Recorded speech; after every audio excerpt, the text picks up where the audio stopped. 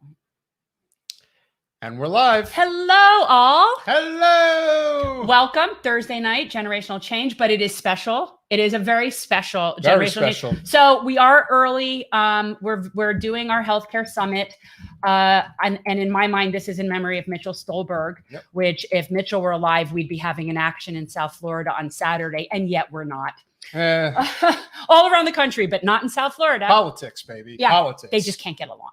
So can't we all just get along? So before we get started with our first panel, we don't have a news and amuse today just because we have 3 hours of discussion on healthcare. And I really thought, okay, that's enough. Well, but what we do have our bootlicker of the week, and we do have a very special story time, which probably people can guess what story time is about because this stuff just really writes itself. So we do have a very special story time, and I love it when you read it in your radio voice. So where should we go first? So you could do story time, and then we could do bootlicker. Okay.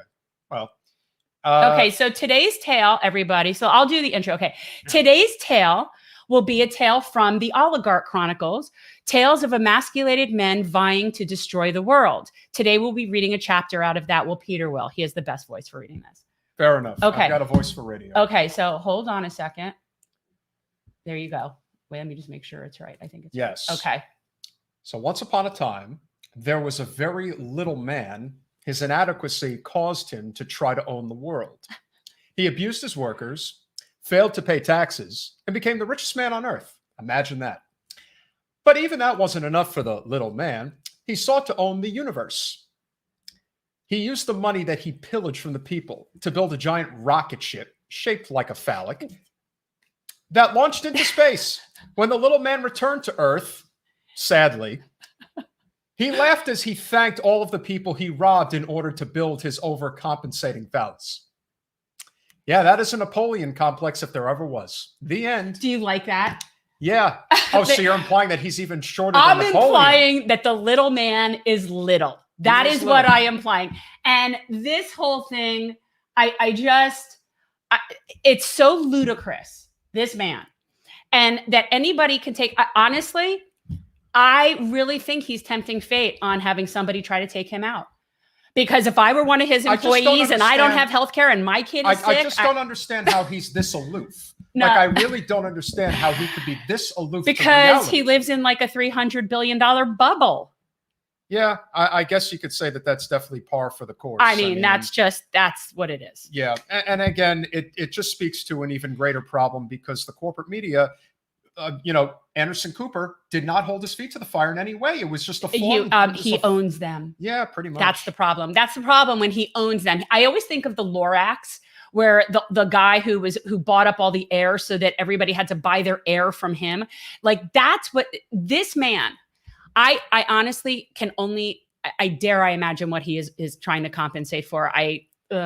But regardless, it's like, it's absurd, people. This is absurd. This is like a cartoon. So anyway, but I wanted to give a shout out, Jamarl Thomas. If you guys don't follow Jamarl Thomas, you should. And his commentary on the Jeff Bezos thing was hands down the best of all.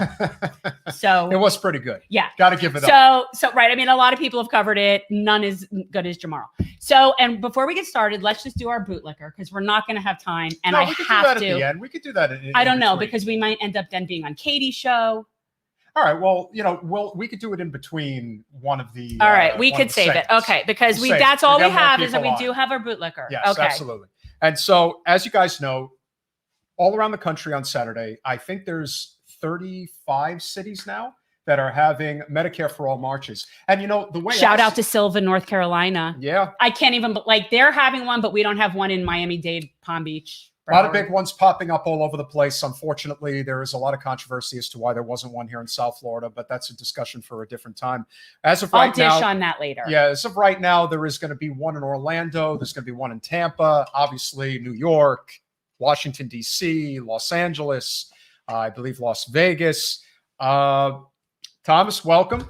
Everybody hit the like button, subscribe on YouTube, spread this around. We want to get as many people on as we possibly can. So we're going to be going for 3 hours. And then possibly there's going to be an after party on the Katie Halper show. We're trying to figure something out for our 8-9 o'clock hour.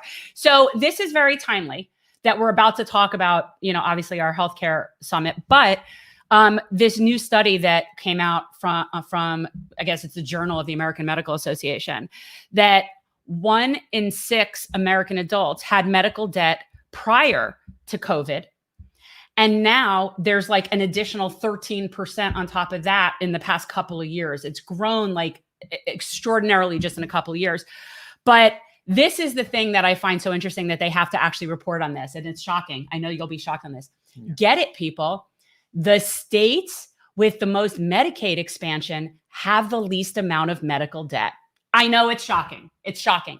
And interestingly, most of the states without the Medicaid expansion are the red southern states, including Florida.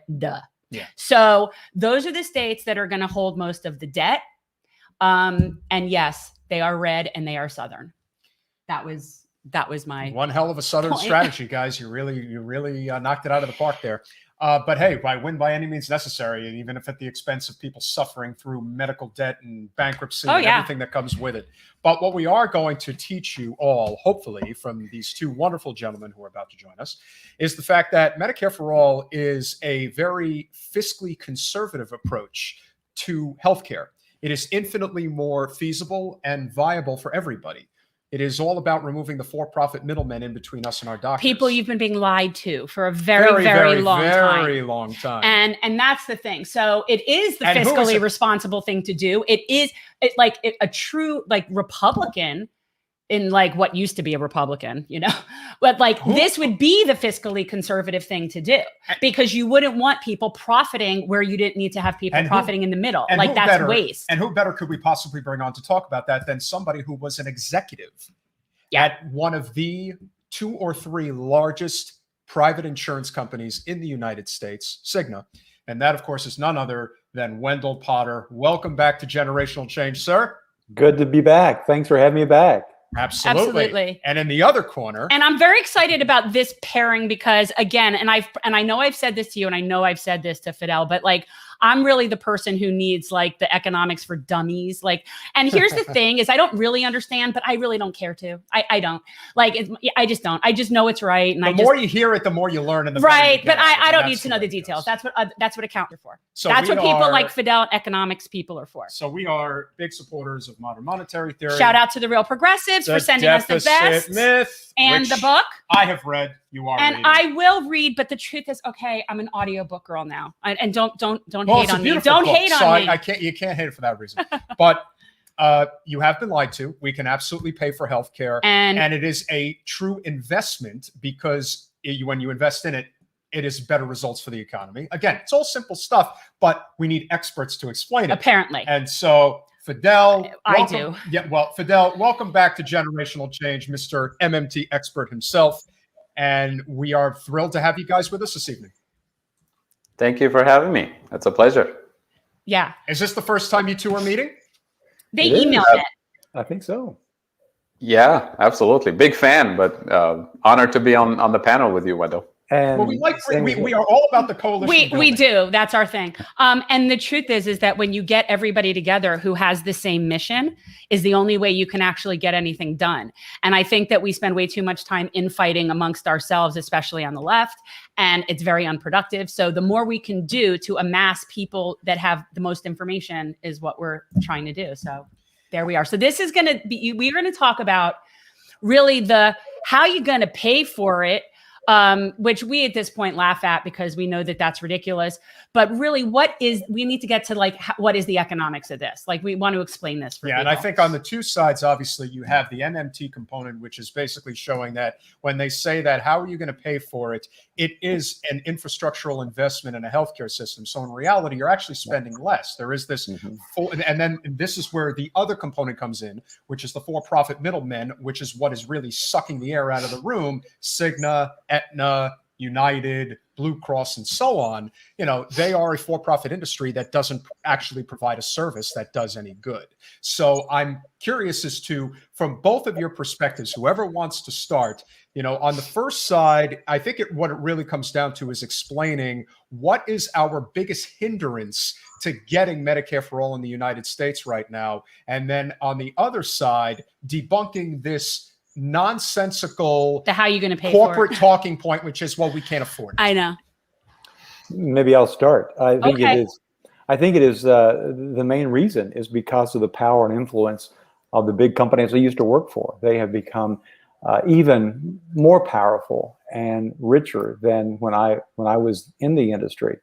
I don't think a lot of folks realize that there are two big health insurers that are now in the top 10 of the Fortune 500 of the U.S. companies. Aetna is part of CVS, which is now number 4, and United Healthcare is number 5. Cigna is not much farther back in the pack at number 13.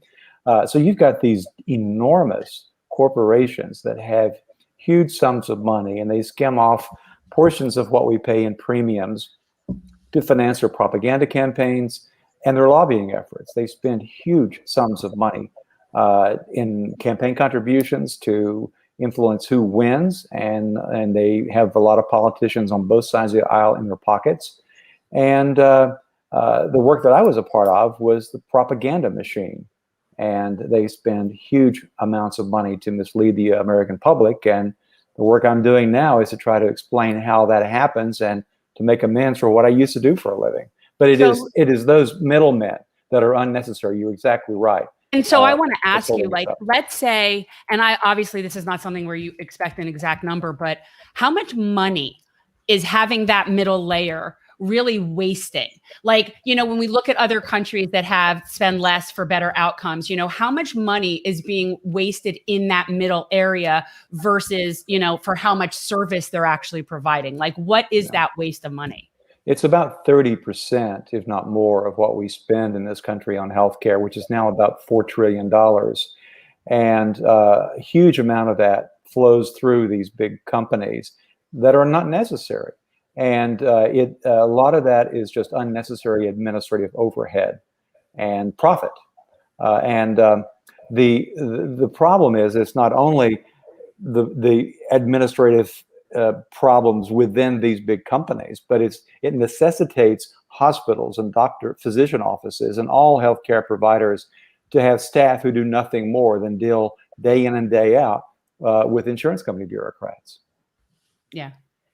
When we think about the whitewashing of what actually goes on in terms of how you actually pay for this, there's still this misnomer about the fact that we are a currency issuer and that our goal is to balance inflation. I'm actually studying for real estate right now and I'm learning about it. So MMT actually covers being a realtor. Crazy, right? I think people really need to understand that when you're printing money, there's a balancing act that has to happen. And it's no different than when you're investing in education. There are services that don't actually have value, but healthcare is an absolute value because everybody needs it. And so if you can, Fidel, obviously jump in and talk about this smear campaign, because at this point it's just a smear campaign, because they're really running out of things to say about, well, we simply can't afford it. But as we know, universal healthcare exists all over the world.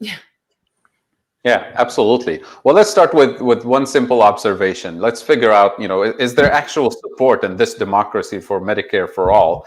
And the answer is yes. The polling numbers are very consistent that the majority of Americans want it very badly. Number two, recognizing who's actually opposing this and who's really pushing for all of this myth about we can't afford it, it's too inefficient and all of that. You're going to have to wait for months to get your doctor's appointment. The people who oppose this is literally a handful of people that we can identify very directly. It's health insurance companies. It's the super PACs that they fund. It's the majority of elected officials who are brought to you by those super PACs, the media companies that spins their stories, and their lobbyists. And they manage with billions and billions of dollars of propaganda to convince less than 30% of the public that we shouldn't have Medicare for all. But the genie is out of the bottle. The majority of the population understand this. And I think that's why this is really fundamentally a question about democracy. The question about can we afford it, I'm going to set aside MMT now and all the big ideas about, you know, federal deficits and all that. Set them aside for a second and just think common sense, because this is what most Americans are thinking about. Common sense. Would you rather spend some money in a preventative way on health or infrastructure or anything, or not do that because you think you can't afford it and then pay for it many times over with money, blood, and tears, literally, in most cases? Common sense says, no, you spend on the preventative stuff to get rid of the root causes of the problem. And this is what every doctor tells you. This is what every contractor tells you: fix the roof before you have to fix the leak, before you have to change the whole thing and rebuild the house. This is what we're talking about. And then the middleman, which is the health insurance companies here, is a big part of the problem. And this is a political problem. This is a problem of democracy. So what MMT is telling us essentially is that the United States federal government can afford the spending on the infrastructure, on health and education and all of this. That's not the problem. The problem is the risk of inflation from additional spending. And when you look at pre-COVID, this panic about inflation and supply chain and everything, the major drivers of inflation in the U.S. economy for decades, we have four major sources of inflation pressure point. One of them is healthcare, one of the major ones. And it's not because we don't know how to build hospitals or build, technology or train doctors and nurses. We know how to do this. We have the best universities in the world, the research and development, all of that. It's just we have a handful of key players who literally control the supply of skills. And that's the American Medical Association. They limit how many people we produce in the industry. We have a handful of hospital chains and health insurance companies who control the actual productive capacity and suck the lifeblood out of the system. And then we have price setters, abusive price setters who can simply raise prices simply because we can, simply because they can, and simply because the 535 people we elect who are supposed to tax and regulate that market power out of existence, they actually let them do it because the super PACs are the super PACs that bring them to Washington, D.C. So this is fundamentally about electing 535 people who believe in a government of the people, by the people, for the people, not a government of the health insurance companies for the super PACs and for the oligarchs. So it's very clear. We have the resources, the technology, the financial capabilities to deliver the best healthcare system in the world. And we know who's standing in the way. And we know what to do if we truly believe in the democratic process, to restore the democratic process and get the oligarchs out of the way. That's a great segue. Wendell. Yellow vests for all. Yeah, I'm curious because, we just had State Senator Gustavo Rivera, who wrote the New York Health Act, on our show the other day. I do think that there is a real shot of what's going to ultimately happen. The way we're going to break through is the way we did in Canada, which was this province of Saskatchewan was able to push through universal healthcare first, and then eventually it spread to the whole country. I think something like that is likely to happen here in the United States, and I do think the New York Health Act is the one that's probably the closest right now. Can you talk about some of the things that private insurance is going to employ, especially if momentum really starts to pick up? I sure will, and I think you're right about the New York Health Act. In fact, I testified at a field hearing, I guess it was year before last, in I think it was Kingston, New York, on behalf of that legislation. The industry will spend whatever it takes to try to kill that bill and others like it. And just to give you an indication of what they do, Colorado lawmakers were trying to pass a bill that would create a state-based public option. The insurance industry and its allies didn't like that. They spent more money lobbying against that bill than any entity had ever spent in the history of Colorado against that very bill. we were asked by advocates to step in and try to expose their dirty tricks, and we did. And they, lawmakers did pass something. It wasn't what was originally written, but that's just an example of what they do. During the primaries and the caucuses last year, the industry spent through its front group more money than some of the candidates spent in Iowa, as an example. So that's what they do.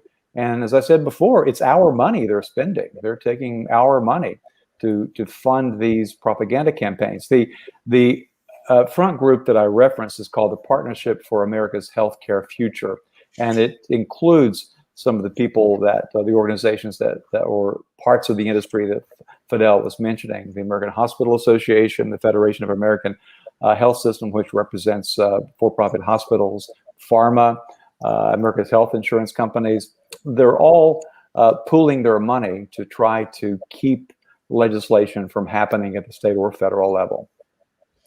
I've heard this argument that this isn't something that should be done at the state level, that this isn't something that can really work being done at the state level, and that there's almost like a disagreement about that. And I always take the approach that you take your wins where you get them, and you just kind of throw everything against the wall and see what sticks. But I was wondering, do either of you have any opinions on that? Like the idea of this going with this state plan versus doing a national? I'll start. I think I agree with you. I think it's important to try it on all fronts. And as Peter mentioned, it started in Canada in Saskatchewan and spread across Canada. I mean, it wasn't something that started out of Ottawa. And I think the same thing could happen here. Legislation has passed a couple of times in California, but was vetoed by Arnold Schwarzenegger. Other states have legislation to try to move it forward. Yeah, in California, I think that the Democrats knew that they could support that, and because and the insurance because it wouldn't go anywhere. It wasn't going to go anywhere. Exactly. I love Mick resistance. Don't you like Mick resistance? Right. But I disagree with those who say we need to dismiss those efforts. There's an organization called One Payer States that I support them and participate in some of their calls and strategy sessions. And I think it's important. I think it's important to keep the pressure on federal lawmakers and to support the legislation that is before Congress as well, too. Who knows what might break first, but I think it's important to try the state approach as well as the federal approach. Is there a downside? Like, Fidel, do you know? I mean, is there a negative? What are the people that are arguing against that? What's the potential downside of that? It's really, the devil is in the detail, as we say. So I am in favor of trying at all levels, but we have to have kind of a coherent strategy because we're fighting a massive beast in this effort. So here's where some of the nuances and challenges might be tricky.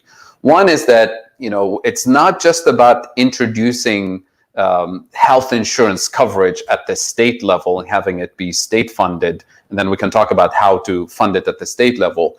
It's about taxing and regulating abusive market power. Mm-hmm. It's about reinforcing existing antitrust laws and actually executing that implementation, which can't be done at the state level. We're talking about multinational corporations that know how to play the system and have armies of lawyers and lobbyists working in this space. So yes, we need to try to push at the local state level, mostly to mobilize these efforts, but the fundamental solution must be at the national level, at the federal level. That's point number one. Point number two, in terms of how do you fund it at the state level, this is where states are different from the federal government, because states are limited by their tax revenues and borrowing capacity, whereas the federal government has the capacity to create money out of thin air, essentially, and have deficit spending at the federal level that states can't afford, which means states will be forced to tax a particular thing to fund these programs. And guess who's ahead of us in this game, especially in Appalachia and the southern states? It's the oil and gas industry. They're saying, if you want to have your state-based system, you need to let us frack, because we're going to create the jobs and create the revenue streams for your states to have your health care. So we're going to pollute the hell out of the state, give you cancer, and out of that, you'll get a little bit of funding for your health insurance system. So we have to be very careful in terms of how do we push for this at the local level, but never lose sight of the bigger prize, of the bigger fight, which must be at the national level for funding purposes, for antitrust and regulation purposes. Those things have to be done at the federal level. But I'm not going to stop people from organizing at the local level. This is extremely important. Right. But at the same time, make sure that we're pushing on all fronts. You know, I'll admit, when we were in DC over a year ago and first heard you speak, I was like, what is this stuff? And I think that it's just this natural. I often go into where I hear the teacher from Charlie Brown. Yeah, I do. Not with you. I mean, just when people start talking about the numbers, not you in particular. It's like, I don't. No, it's weird. It's like he makes it really understandable for me. Well, it's an interesting yin and yang. He and Steve both can do that. That's what I was just going to say. Like, you are the professorial type who can explain it to, let's say, like the liberal class, whereas somebody like Steve Grumbine is definitely he's a little more rough around the edges. He appeals more to the rural type of voter who just needs to, you need to hit him like a bull in a china shop. But I think once you hear it, after a while, you just recognize that, we really do need to evolve on this idea that we can afford it. And, sure. It just magically seems to be there whenever it comes to bailing out major corporations or going to war. I would like to think that we could just as easily do the same if we needed to pay for healthcare, and we certainly do. It's funny because people say that, like, but people will say, how are you going to pay for it? I'm like, I'm going to get the money from the same place the war people get their money. I'm going to go to the money store where they go, and I'm going to get the money there. Like, why would anybody ever ask about that? So let me share with you just a couple of numbers, one from the Trump White House and one from a recent study that my colleagues and I have been doing here in Appalachia, in Ohio, Pennsylvania, and West Virginia. And it has to do with the opioid crisis. And this is relevant because states are settling now with the pharmaceutical companies who have caused so much damage across the country, in this part of the country. The first study, the White House produced a study in 2017, the Trump White House, that is, the Council of Economic Advisors, that estimated the cost of the opioid crisis in the 4 years preceding the study to $2.5 trillion. That's the cost of inaction, just putting Band-Aids on the crisis. So that's how much damage those companies caused nationwide. A study that we're finishing right now in Ohio, Pennsylvania, and West Virginia, looking at the cost of the opioid crisis, the mortality and non-mortality costs in 2019 alone, we're looking at $87 billion. Now, how much did they say the pharmaceutical companies are going to give the states to walk away essentially with the slap on the wrist? $25 billion. And walk away forever. I'm talking $87 billion in the 3 states of Appalachia here for 2019 alone. Now that is, I'm not a lawyer, but that's criminal. And I don't blame the criminals alone. I blame the federal government. I blame the state attorney generals for letting them walk away with nothing but a slap on the wrist. Now, this is the cost of inaction. And guess what? They're going to continue doing the same thing. And this is just opioids. We're not talking about the health insurance companies. We're not talking about the incarceration system. We're not talking about all of the other abusive and extractive, monopolistic oligarchs that are sucking resources. And we're paying for it, as I said, with money, blood, and tears. And that's got to stop, because that's not what democracy was supposed to be. Wendell, there has to be some type of correlative relationship between private insurance and big pharma. I think a lot of people really, who may have been not fully aware of just how deep this runs on Capitol Hill, but certainly Senator Manchin's relationship with his daughter, Heather Bresch, who runs EpiPen, and the type of price gouging that goes on. Obviously, with a universal healthcare system through Medicare for All, we obviously would be in a situation where price gouging would go away. Is there a like I said, is there like a correlative relationship between the two industries? They basically like watch each other's backs, so to speak. Oh, they absolutely do. They have symbiotic relationships, and they pool their money, as I said earlier, to try to kill legislation that either or both of them does not like, and that might cost them a little bit of money. As an example, when the Affordable Care Act was being debated, it wasn't the insurance industry that spent the most. It was actually the pharmaceutical industry that spent the most during that debate. But they worked very much in a coordinated way. The pharmacy benefit for the Medicare program, which was created during the Bush years, 2003, was enacted. The insurance industry and the pharmaceutical industry made out like gangbusters. They both have fared very, very well, and they influenced how that legislation was written. So they'll point the finger of blame at each other. They do that publicly, but behind the scenes, they work very, very closely together. Yeah.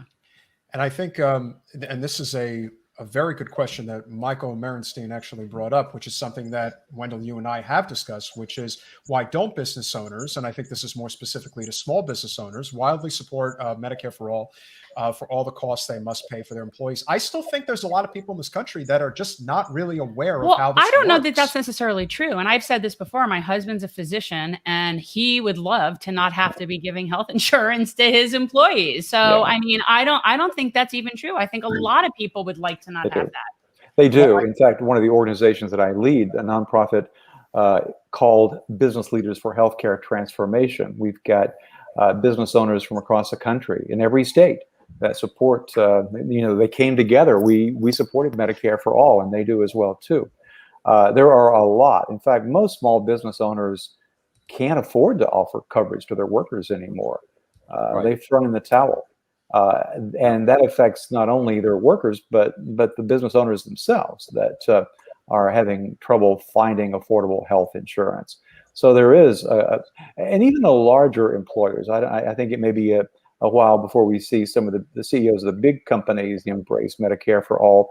But the Kaiser Family Foundation and the Purchaser Business Group on Health did a survey of CEOs of big companies last month, or at least they released the results last month, I think it was.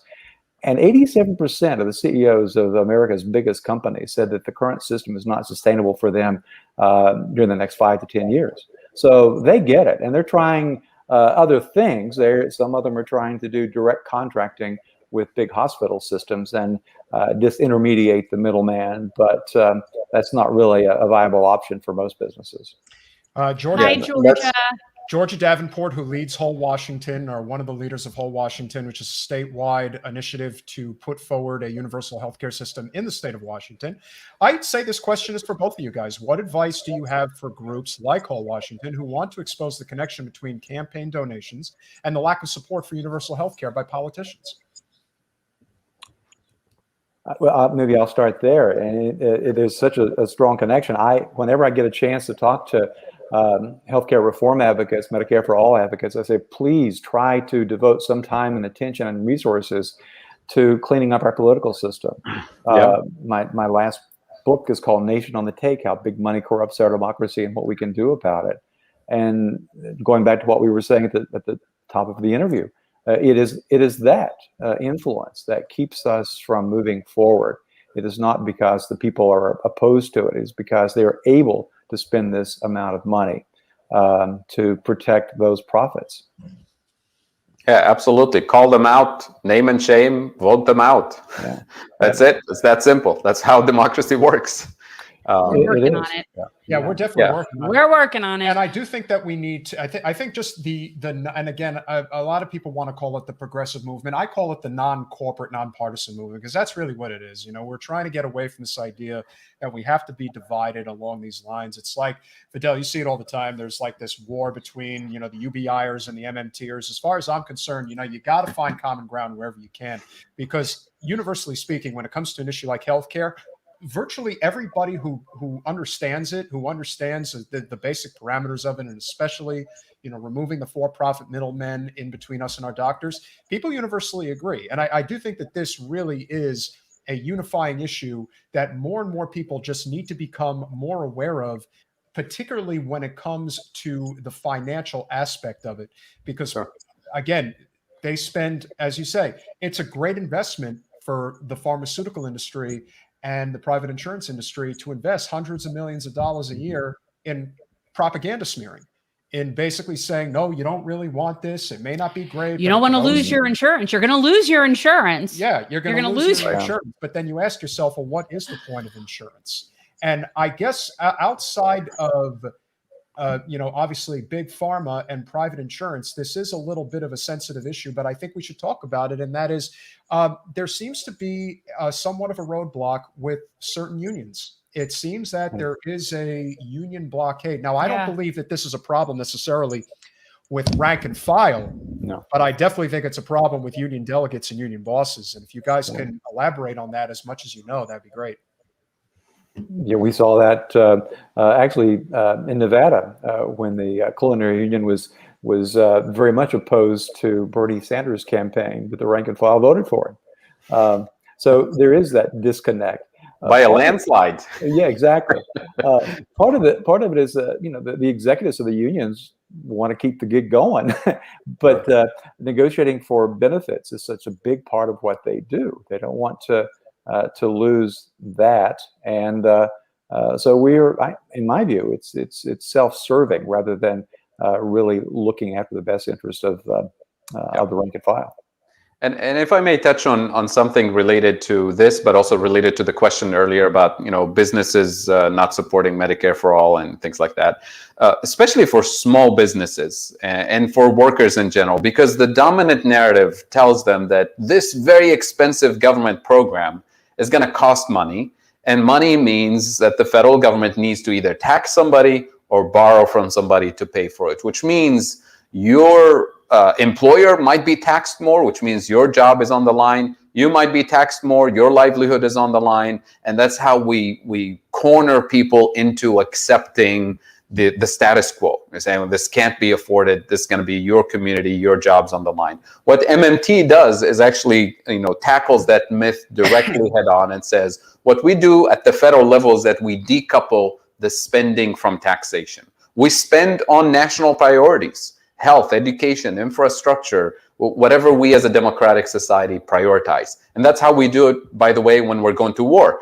That's how we do it when we decide we're going to send a man to the moon. That's how we do it when we set the priorities straight and we dedicate the resources, financial, logistical, brain power, and make it happen. But then what MMT does says, we're not saying don't tax anybody. We're not saying don't tax the rich, don't tax the oligarchs. As a matter of fact, tax the hell out of them. Tax them out of existence, but not because we need their money or their permission at the federal level to have Medicare for all.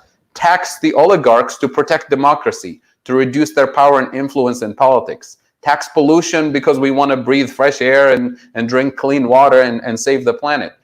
Tax Wall Street to reduce speculation and financial instability. Those are very important reasons to tax, but not because we need their money and their permission, which means going back to workers, going back to small businesses, this generous healthcare system, infrastructure system, educational system will not be directly linked to taxing your employer or your community or your real estate in order to pay for it. We pay for it with as national priorities, and then we tax for other reasons. And the federal government, by definition, doesn't need to balance its budget, doesn't need to worry in the same way that states and municipalities have to worry about their taxation and spending and balanced budgets. And once you liberate us from linking these two things, then we get the priorities straight, and then we know who we're taxing and for what reason.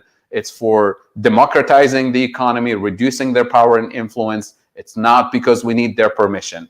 But if we don't do that, and this is really a problem in the progressive movement, if we directly link Medicare for all to taxing Bezos or otherwise, then by definition, if we want the most generous Green New Deal or healthcare program or education program, by definition, we need the oligarchs to be wealthier, to generate even more income, so we can tax a little bit of their wealth to have our generous Medicare program. And what we're saying, no, we don't need you to be more powerful, more influential, and wealthier. We're going to tax you out of existence. That's a whole And we can separate still component. afford Medicare and Green New Deal and so on. Yeah, I think, and this is something that always frustrates me, is how everybody looks at things like it's a pie.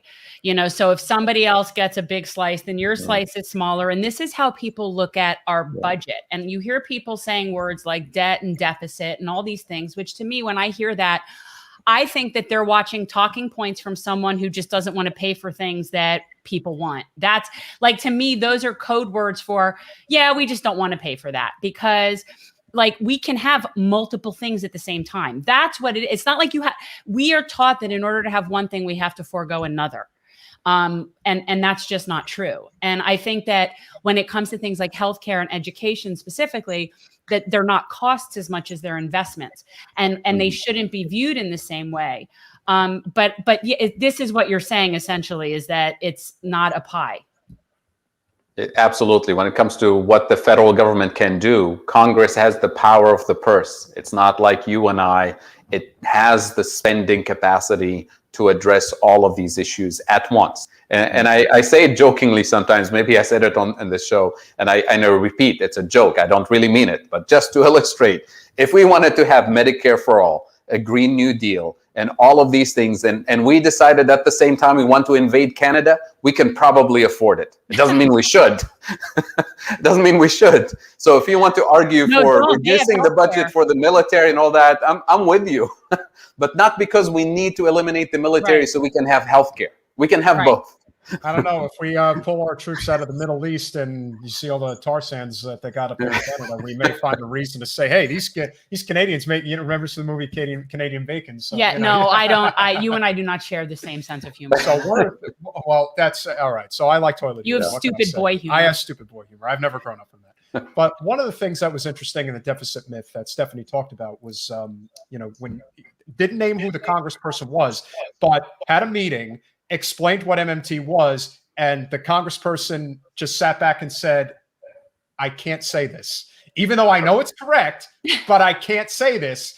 And I'm guessing that there's probably a reason why even the non-corporate representatives that we have now successfully elected to Congress, they are not talking about MMT. And I'm sure that there's a reason for that. And if either one of you or both of you, quite frankly, can address that, because it isn't a national discussion, but we got to figure out a way to make it one on Capitol Hill.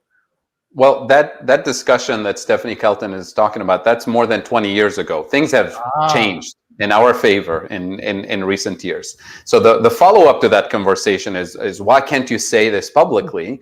And that particular congressman and others have said, well, get me a critical mass of constituents who understand this. Get me a critical mass of media people who can back me up. Get me a critical mass of this, that, and the other.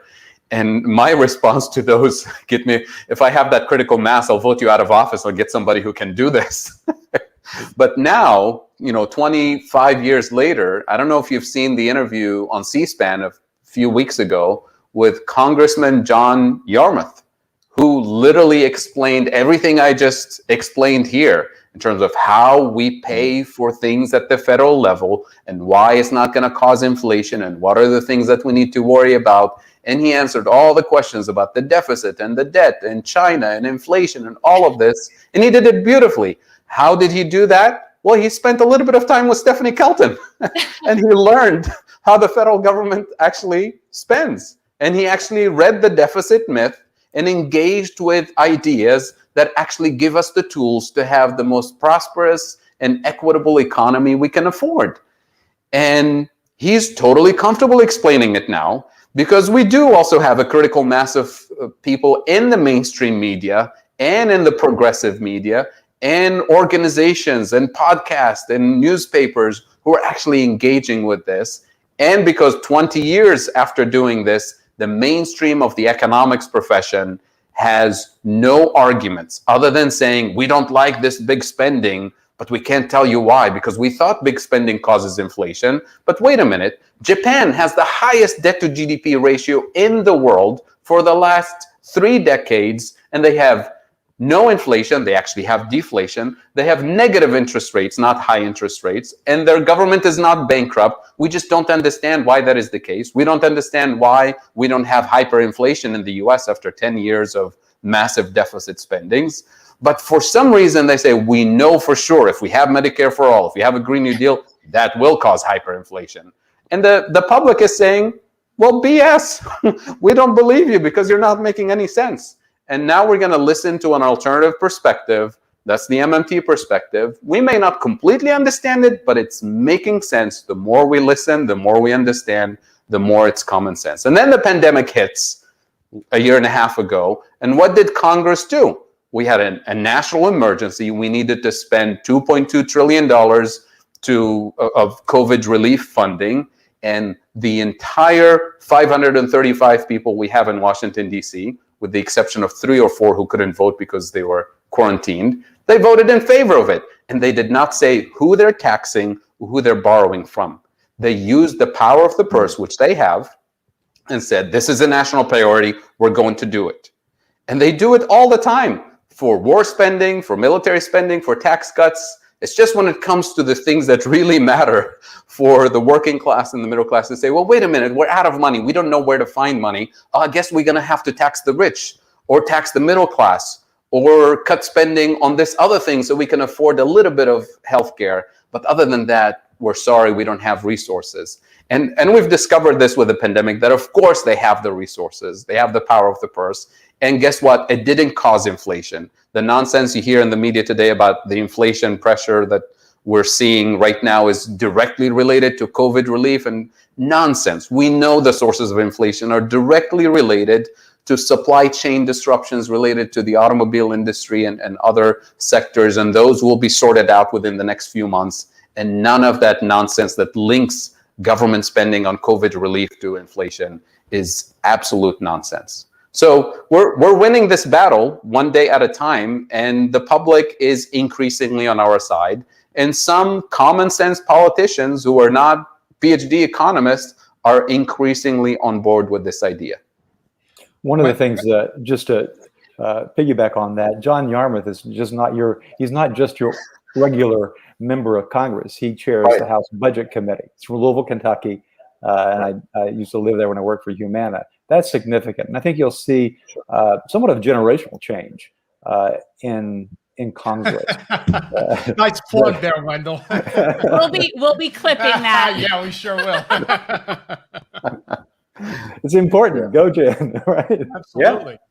And I mean, when AOC said decouple spending from taxation 2 years ago, people's heads exploded in DC, and they thought that the universe is falling apart. But now you have Cori Bush, you have Jamal Bowman, you have John Yarmuth, of all people, right? Saying this makes perfect sense. We don't need to worry about the deficit the same way you worry about it at the state level.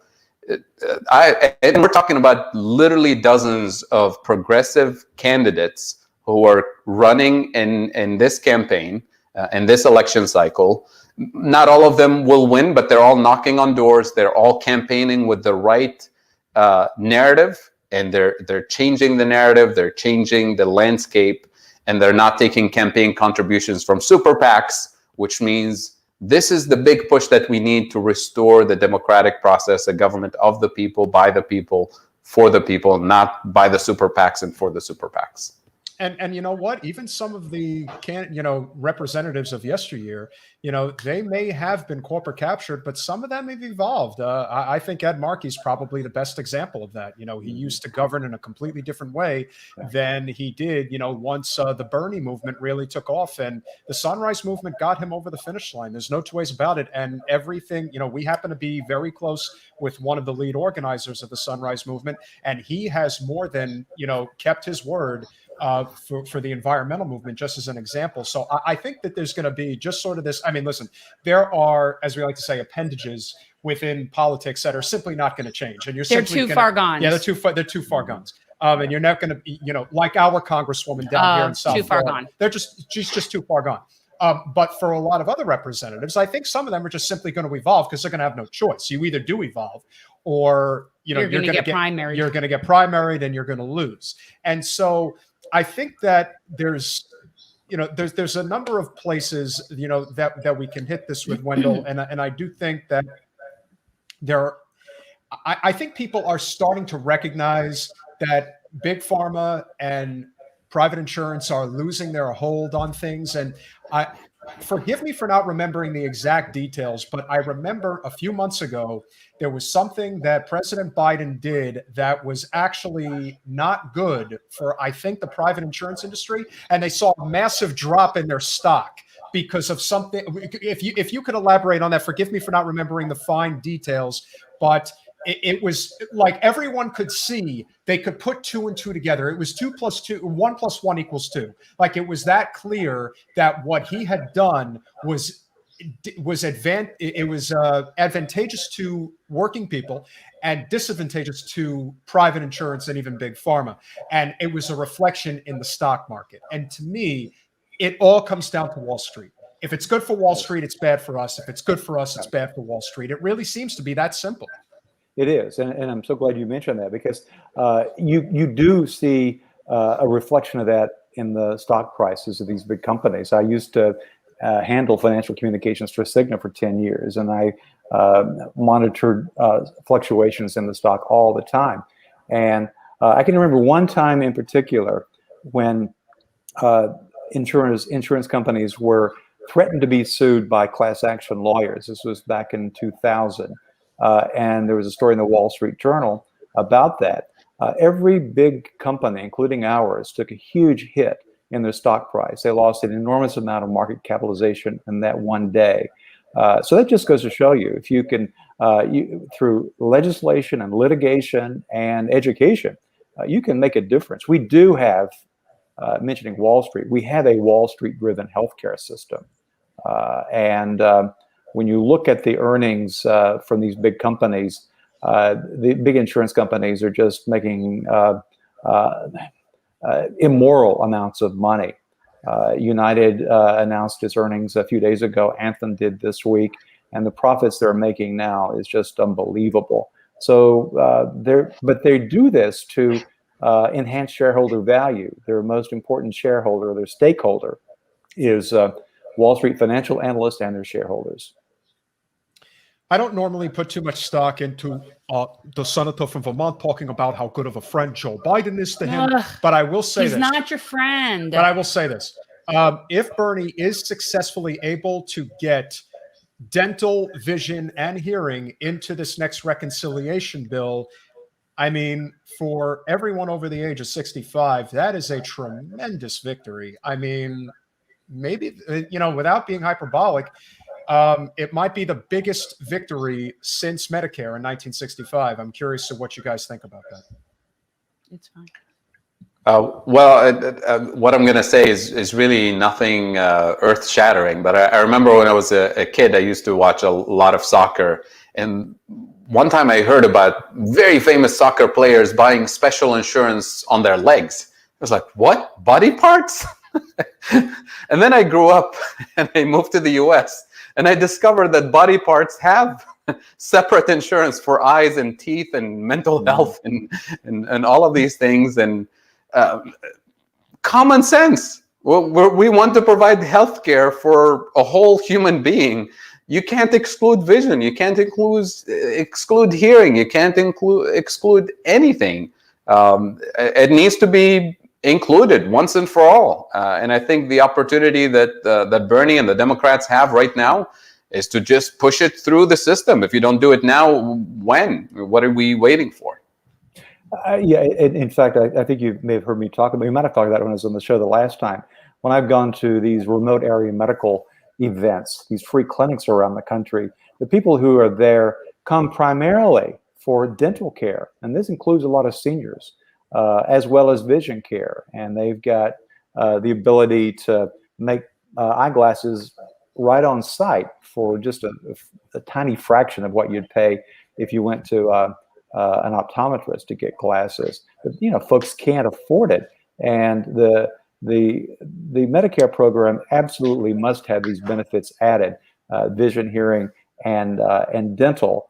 Otherwise, the private insurance industry is really going to take over our Medicare program sooner rather than later. They already control about 40% of Medicare beneficiaries through their Medicare Advantage plans, and the trend is continuing to the point that if we don't do something, if Congress doesn't act soon to add those benefits and make the traditional program more affordable for people so that they have these benefits, we're going to be in big trouble, folks. That is for sure. And it's a conversation that needs to continue. In the meantime, what are you two gentlemen working on right now that everyone can check out your work? Don't all come in at once. Don't all jump on this. Oh, Wendell, go ahead. All right. One of the other organizations I lead is called the Center for Health and Democracy. And we'll be working to support what you were just talking about, to advocate for improving the Medicare program and also to put a cap on out-of-pocket spending for the Medicare program. Out-of-pockets in general is going to be a big focus of my work because insurance companies have moved. One of the reasons I left Cigna was because of the industry strategy to move every last one of us into a high deductible plan.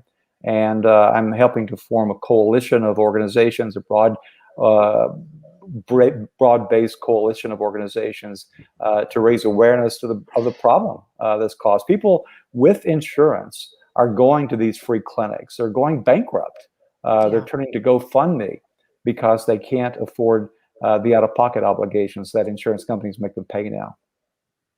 So stay tuned for that coalition. Wonderful.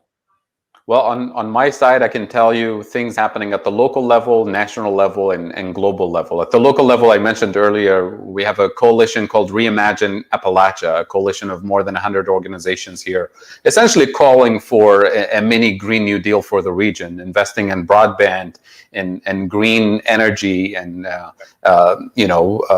restarting the CCC to restore the green spaces and create jobs and help people transition away from the incarceration system into employment and housing and so on. And the cost of this blueprint that we're calling for the 3 states, for Ohio, Pennsylvania, and West Virginia, is a silly $23 billion per year for the next 10 years. It's very affordable. And what we did in the study that I mentioned earlier is to estimate, to tally up the cost of doing nothing, right? And this is what I mean, we're paying for it already many times over.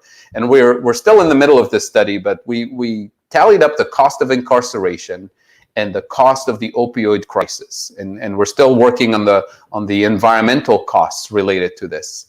And so far, the total cost that we have for 2019 alone is $133.7 billion. That's the cost of doing nothing. That's the blood, money, and tears that we're paying and not getting the jobs, not getting the clean environment, not getting the infrastructure. So that's the work that we're doing at the local level, calling on the federal government to do the right thing and to prevent all of this. At the national level, as you know, Jen, I've been working with candidates, progressive candidates, brand new Congress and others on, building their platform, answering the question, how do you pay for it, and pushing for a progressive economic policy agenda for those campaigns. And that's the most exciting thing is really working with these candidates and seeing them through the finish line in November, hopefully, because that's how we're going to take back the democratic process. At the global level, I do MMT-related work with countries in the global south, essentially on climate change, because these are the countries on the front lines of climate change. The U.S. is now on the front lines of climate change. If you're looking at the west coast of the United States and the floods that we're facing. Yeah. And here we're talking about, the need for undoing the colonial and neo-colonial structures that still exist to this day. Because the countries that face the most severe consequences of climate change are developing countries who didn't contribute to CO2 emissions, who happen to be former colonies for the most part, and the countries that actually caused the problem, the colonial extraction and the pollution. Other countries of the global north who are saying, well, you guys pay for it and maybe we'll give you a little bit of charity. And charity is not enough, because when you divide the world into rich and poor countries and you net out all the global financial transactions, we're literally sending $2 trillion a year from the poorest countries to the richest countries, including charity and donations and all of that. So money is moving in the wrong direction. We're not going to fix climate change. We're not going to fix anything unless we reverse those flows. So that's the kind of stuff that keeps me up at night, keeps me engaged.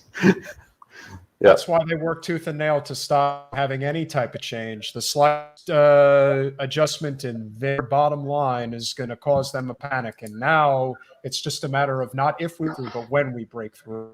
Fidel, Wendell, thank you, gentlemen, for coming on this evening. Obviously, I hope this is educational for everybody who paid attention. We'll be dropping the video very soon. Thank you. And we definitely have you guys back again. Oh, yeah. It is always, It's always a pleasure. fun. Thank you so much. Thank you. Thank you, guys. Thank you.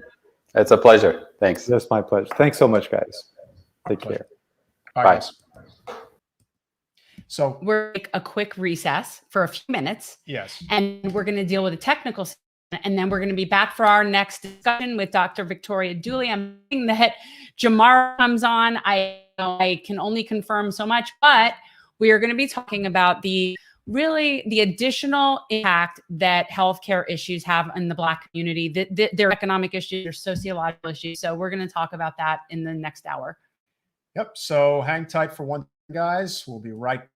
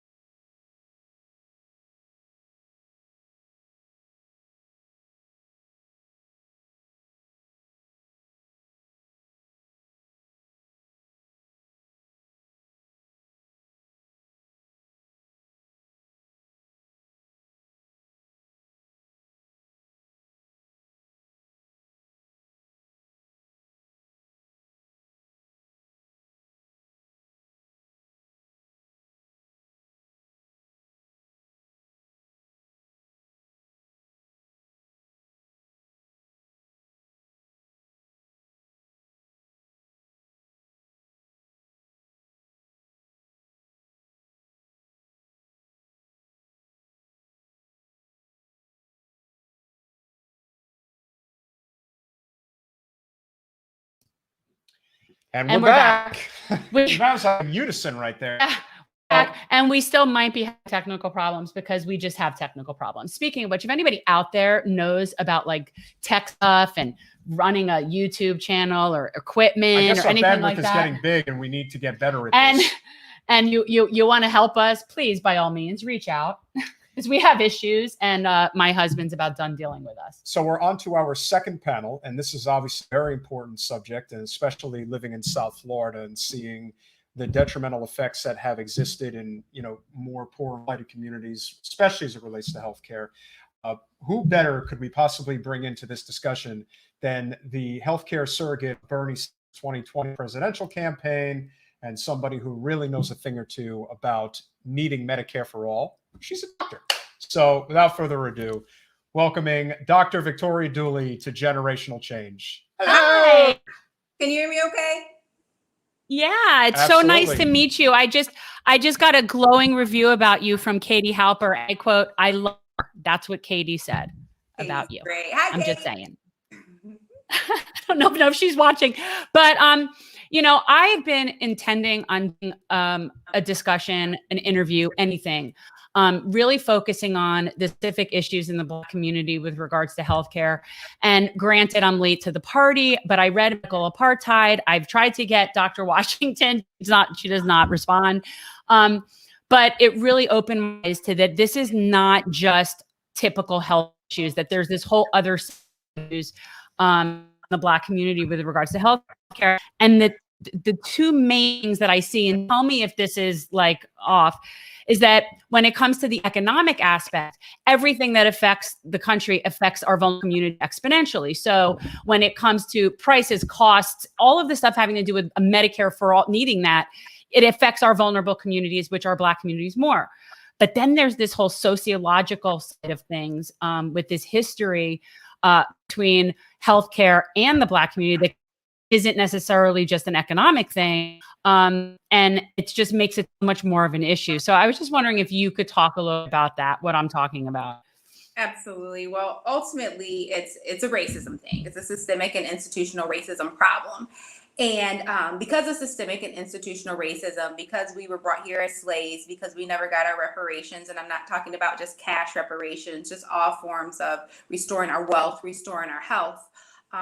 Because of racism, we make less money when we get a job. So African American women, right? We are some of the most degreed women on the planet. We go to college, we get our degrees. You owe most money in student debt, by the way. Yeah. So that's what I was going to say. We owe more in student debt. And then when we go to work, we don't get paid the same amount that a white male would get for doing the same work.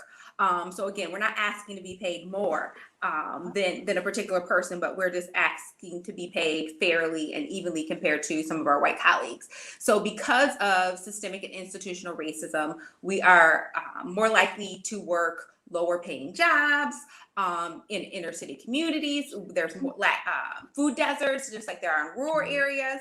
You might be going to a convenience store or a gas station to get your food. You don't have access to fresh fruits and vegetables. So ultimately, yes, there's a distrust of the health system. And yes, because we make, as a group of people, again, minimum wage workers are largely Black women, Latinx women. So there are these financial issues too, but which came first, the chicken or the egg? Why are we in these situations? And it's basically systemic and institutional racism. Okay.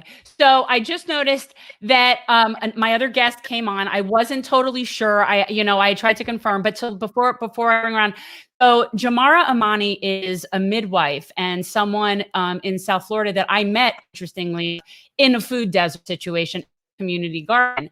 And she very much specifically deals with obviously birthing, and very specifically, her organization is Southern Birth Justice, but she's going to come on and talk about that. But there are very specific differences in terms of Black women are treated when they go in for all different types of things. And I know that this is one of the issues. So welcome, Jamara. Bring her on.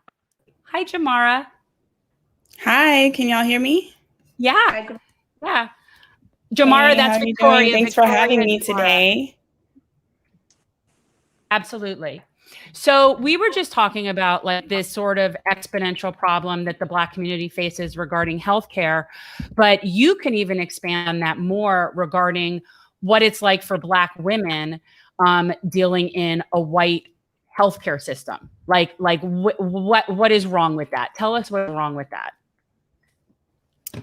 Oh gosh, that's a huge question. So to understand, find a small part that you like. Sure. So to understand health disparities and systemic racism, we have to really look at the root causes.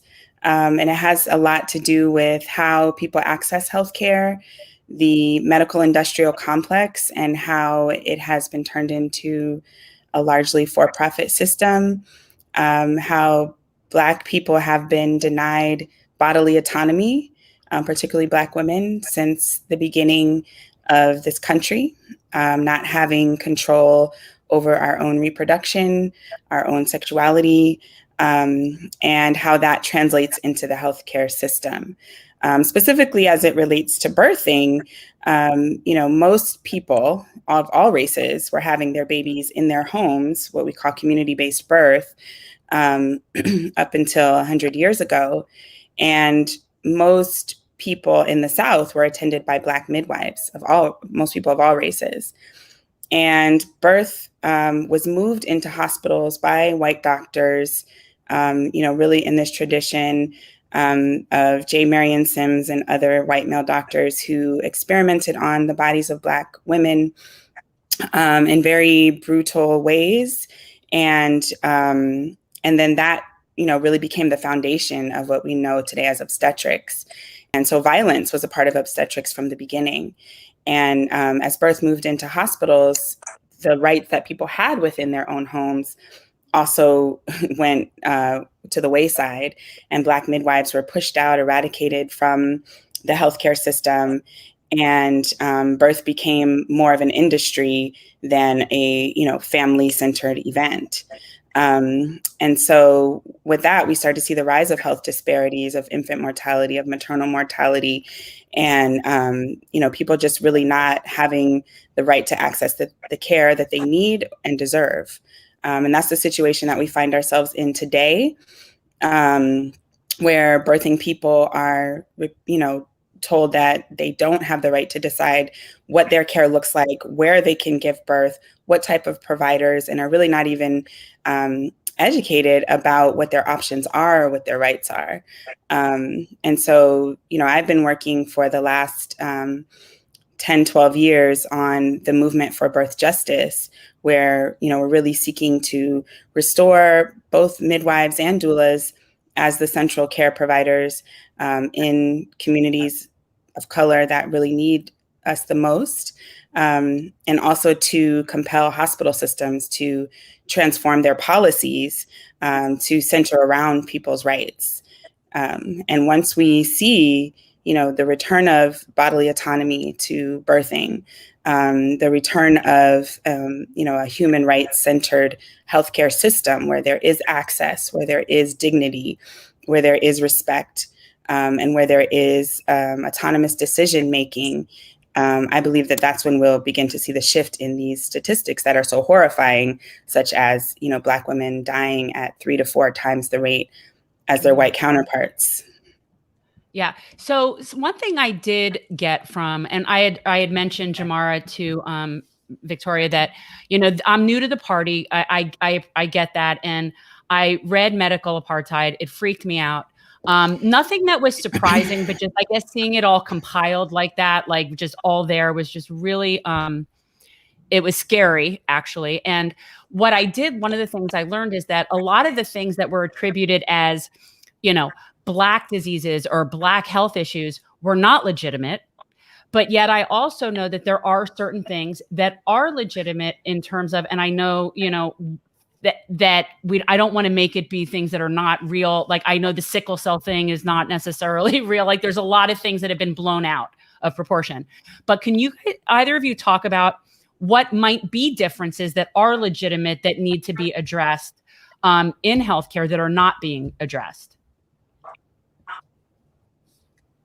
I feel like the main issue that needs to be addressed is legitimate, is that Black people, Black patients, especially Black females, are patients, they're people, and they deserve to be heard and listened to.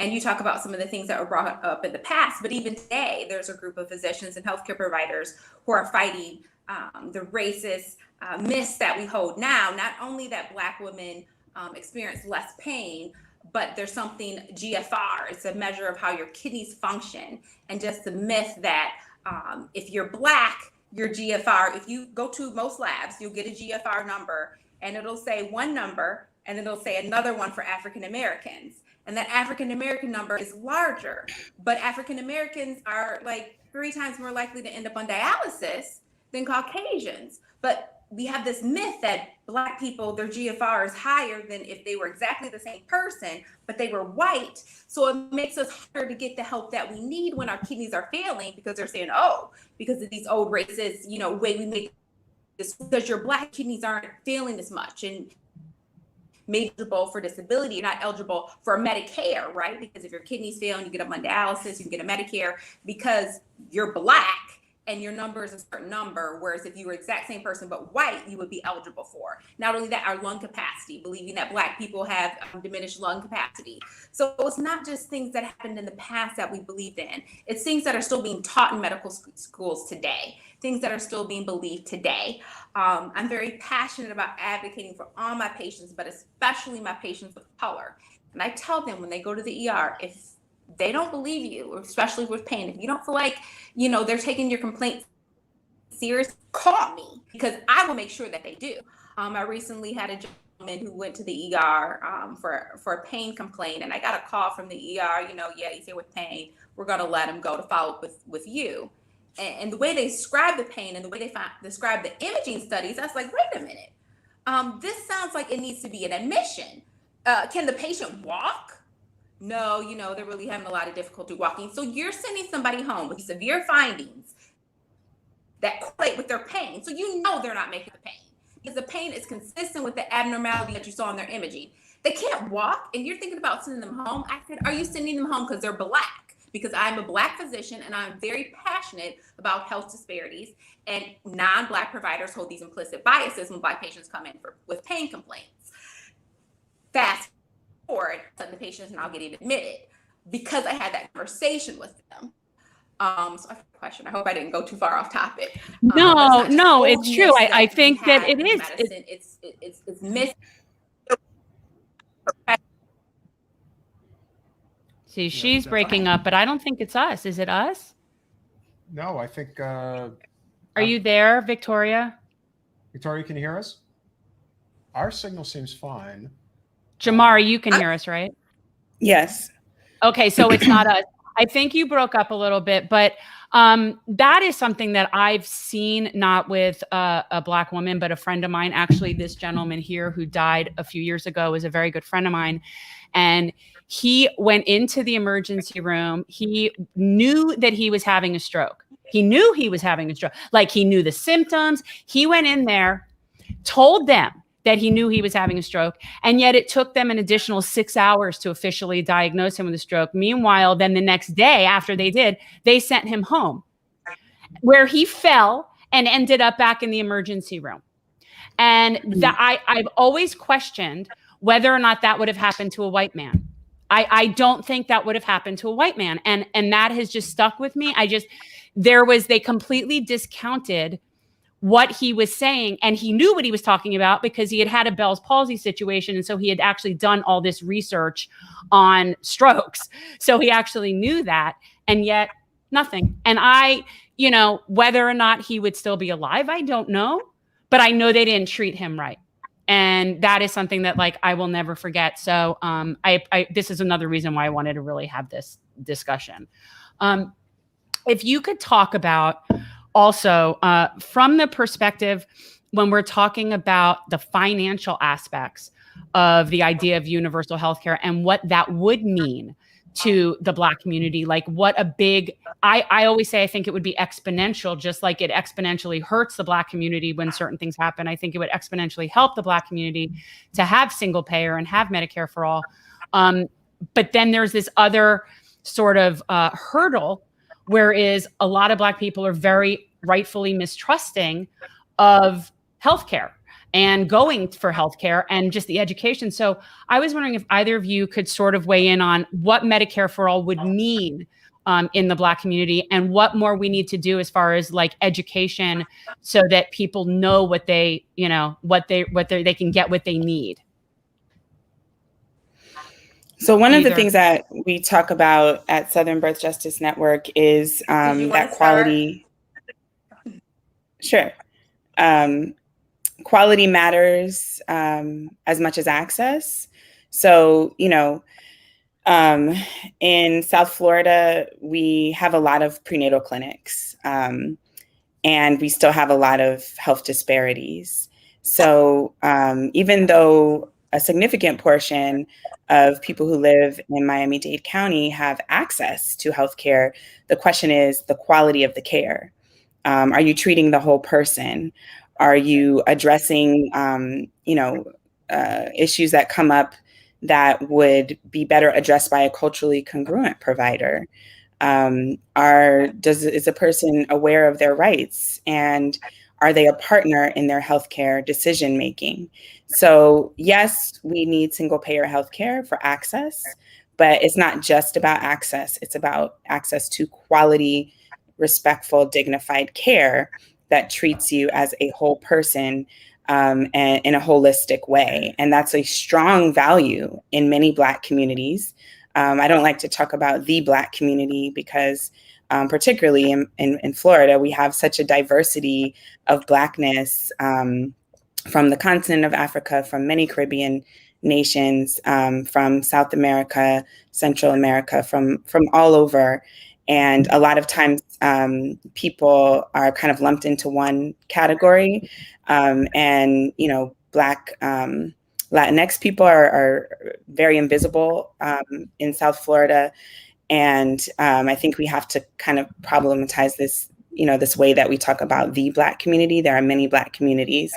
There's a Black queer community, there's a Black trans community, there's Black immigrant communities. And so people need culturally congruent care. People need care that addresses their language, that they can access providers that look like them. When we talk about single payer healthcare, if we were to bring it in today, we still have a huge disparity in providers of color. So we also have to address education, the pipeline of birth workers, of healthcare workers, of doctors, and how do we get more providers into communities that look like the communities that they're serving. And that is how we begin to address these issues of trust. But not only do you look like me, but do you share my values? And am I able to access holistic care? Much of the care that our people receive is outside of the healthcare system. It comes from the things that our grandmothers handed down to us, and, the herbs that we know are growing in our backyards. And we need as much education about that. I had a client recently that was taking an herb that she knew nothing about because she had heard good things about it. And, that can be dangerous, right? But we don't need to be afraid of it. We need to be more educated, because also one of the things I think that is left out of and where medical education is very much in a deficit is that we don't know a lot about, the constitution of the body in terms of, what works best for which bodies. A lot of times it's a one size fits all. Let's just throw this medication at you and see if it works. That's not quality care. And so, one of the hallmarks of midwifery care is that it's humanistic. It's also individualized and, person-centered. And so in that way, I would love to see our healthcare system shift more towards that, but it would require a lot more providers, a lot more community-based healthcare.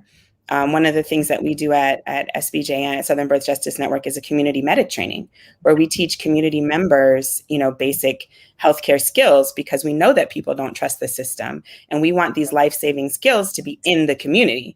And we're not deputizing people as medical workers, but we are saying that every, layperson, average everyday person should know basic life-saving skills, because we know that if the police are called in a situation, it might not turn out great, because state violence is a huge factor in health disparities and why people don't get the care that they need, whether we're talking about mental health, whether we're talking about preterm labor. A lot of times, people are waiting on assistance and don't get it, or if that assistance arrives, it arrives with the violence of the state. And so we need our care to be in our own hands. We need to care for our own people. And so I do think that single payer healthcare is a step forward, but it is part of broader solutions. Right. We definitely need to have more diversity in caregivers. And I also like the idea of having more diversity in care methods. And something, I go acupuncture. I'll try different things. And I feel like people know what's best for them. You know what works for you. And I think that one of the problems we have with Western medicine is that it cuts out all those other things, and it really makes it be just very single-minded. And I think that's something that definitely is detrimental to the Black community, because like you said, I think that there are so many other ways that that work for however many generations and however many that need to be incorporated in order for us to be able to have this sort of sensitivity that we need to properly treat patients. And it's like the more I see it, the more I see it. And it's really blinding white and very it's really irritating to me, because I actually was looking when we were putting this together to find local. I wanted a Black primary care doctor in the area. When we first started this, I wasn't initially thinking it was going to be virtual when I first started kind of having the idea. So I thought I would have like a thing, and I couldn't come up. Like nobody, it wasn't like they're all over the place. That's not a thing. And there needs to be that.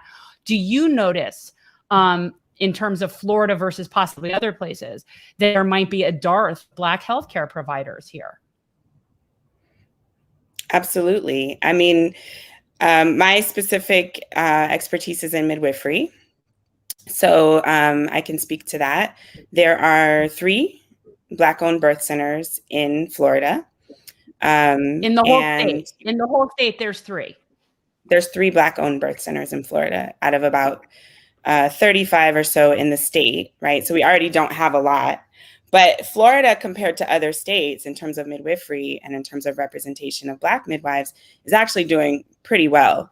I think we're number 2 in terms of the numbers of Black midwives who practice in home births or birth centers. And that has a lot to do with the fact that there used to be a community college program at Miami-Dade College, and that there were several educational programs, one of which I graduated from in 2011. It doesn't exist anymore, but there were several low-cost, access programs for midwives that had a strong representation of African Americans, of Black Caribbean folks. And those programs graduated, a significant number of Black midwives. And so those programs are no longer here. And so we are seeing those numbers, they dropped off for about a decade. And now there's one program that has started, and I think it's in its 2nd year. But that's what we need. We need accessible programs that people can, get into, that would create and train, more providers of color. And I'm not sure about as far as doctors, but I can speak to the midwives and say that, across the country, about 2% of midwives are Black. And that's like a really strikingly low number, especially when you consider that at the turn of the 20th century, about 98, the total reverse, 98% of midwives in the state of Florida were Black.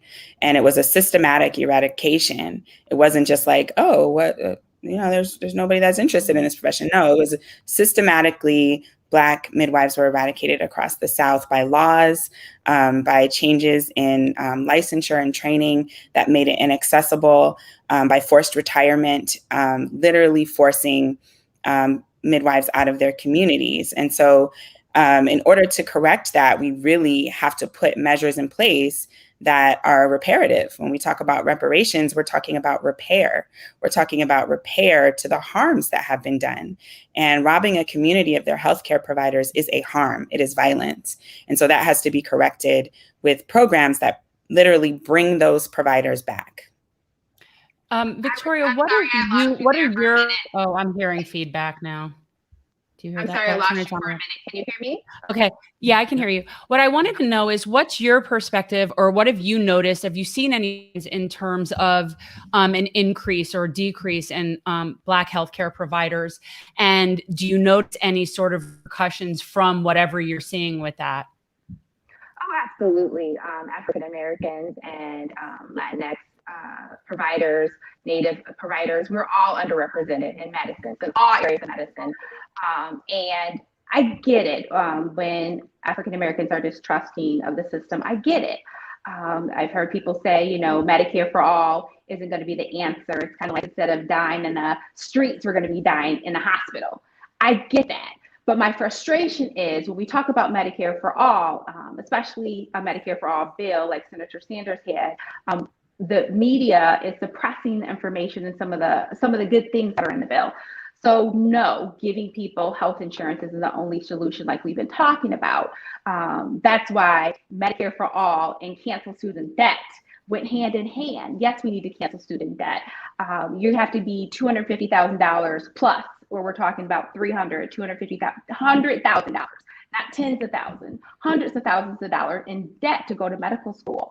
A lot of medical students come from families who have money, or families who had people in their family who were in medicine because they can't afford it.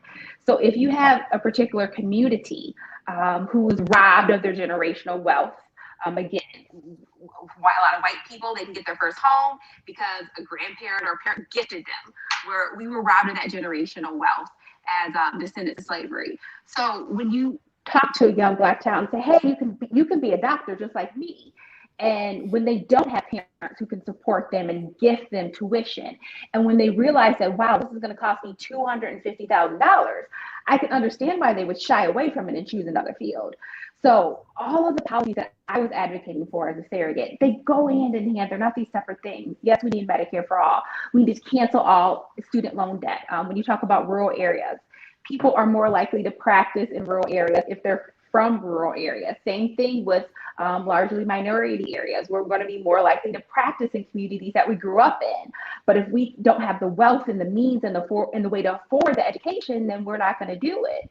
So if you can make student debt a non-issue, there are some people who might want to go back home to a community of color and practice, but they're right out of graduation, they're strapped with this huge $250,000 worth of debt. They got to go whoever's going to pay them the most because they have to pay that debt off. So it's a huge issue, and all these issues go hand in hand. Student debt and having healthcare providers, and just the way we fragment healthcare in the U.S., where you have your mental health insurance and you have dental and you have vision. The way the system is set up is to fail, because we do not, with our current for-profit insurance model, we do not say, hey, you are a whole body, mind, spirit, teeth, and we are going to cover it all and address it all. We don't do that. So the whole system is set up to fail because we don't acknowledge that people are more than the sum of their parts. Victoria, I'm not sure how far a microphone may be away from you when you're talking, but it sounds like the audio is just coming in and out. I'm not sure if there's anything you can do about that. But one of the questions that I did want to ask was, what was your experience like working on Bernie's campaign, especially when things got really competitive? And it seemed like maybe the issue that they really, the Democratic establishment in particular, and you could talk about obviously what Mayor Pete was doing and his rhetoric. There was this anti-Medicare for all movement that really picked up a lot of steam. And obviously it was nonsensical. It was very disingenuous propaganda, if we're being really honest about it. And what that was like, meeting with people in small town America, places like Iowa, places like, New Hampshire, Kentucky, and so on. What was that like for you, trying to educate people on the healthcare component when it seemed like the world was really working against you, especially the Democratic establishment? The mainstream media likes to muddy the waters and to confuse people. But what I really appreciated about going to places like Iowa, New Hampshire, South Carolina, Nevada is the one-on-one time that I had with people and explaining things to them on their level, not talking down to people, not saying, hey, I'm right, my candidate is right, my candidate, has all the answers, you need to vote for them, but just saying, hey, you know, wouldn't it be great if you could go to the doctor, any doctor you wanted to, and not have to pull out a credit card, no co-pays, deductibles? Wouldn't that be great? If you make a little statement like that, it's gonna be hard for somebody to say that they disagree with you, right? Like, wouldn't that be great? Wouldn't it be great if you could go to any public college you want and not have to pay? We don't have to pay for public high school. Why do we have to pay for college? Most people aren't going to argue. So you got to meet people where they are, and you got to not try to force your candidate down their throat. So you have to know how to approach people. And universally, nobody loves their health insurance. They just don't, because we are making this shift to all these high deductible plans. When I was a teen, my father had one of these Cadillac plans. I remember because I had really bad acne, and I went to the pharmacy and my prescription was free. And then one day they like raised the copay to like 50%, 50 cents. And I'm like, that's kind of annoying, but you know, here's my 50 cents. And then over the years, it just went up and up and up and up. And so now people are going to the pharmacy and paying hundreds of thousands of dollars for prescriptions. So when you sit down with people and just say common sense things, like, wouldn't it be nice if? And they say, yeah, that would be nice. And then you explain to them, well, that's what this system would do. It's not going to cost us any more money. It's not going to raise your taxes. What you're paying now in copays, deductibles, premiums, if you could, you may still have to pay part of that. But whenever you or one of your loved ones are sick, they're going to be able to get the care they need. When you explain it like that, it's hard for anybody to argue with it. And then when you look at what happened with this pandemic, which happened at the end of the campaign, people who didn't get it before the pandemic, a lot of them got it afterwards. Yeah, if you love your employer-based health care, it's a great thing unless you no longer have an employer one day, unless you're out of work because of the pandemic.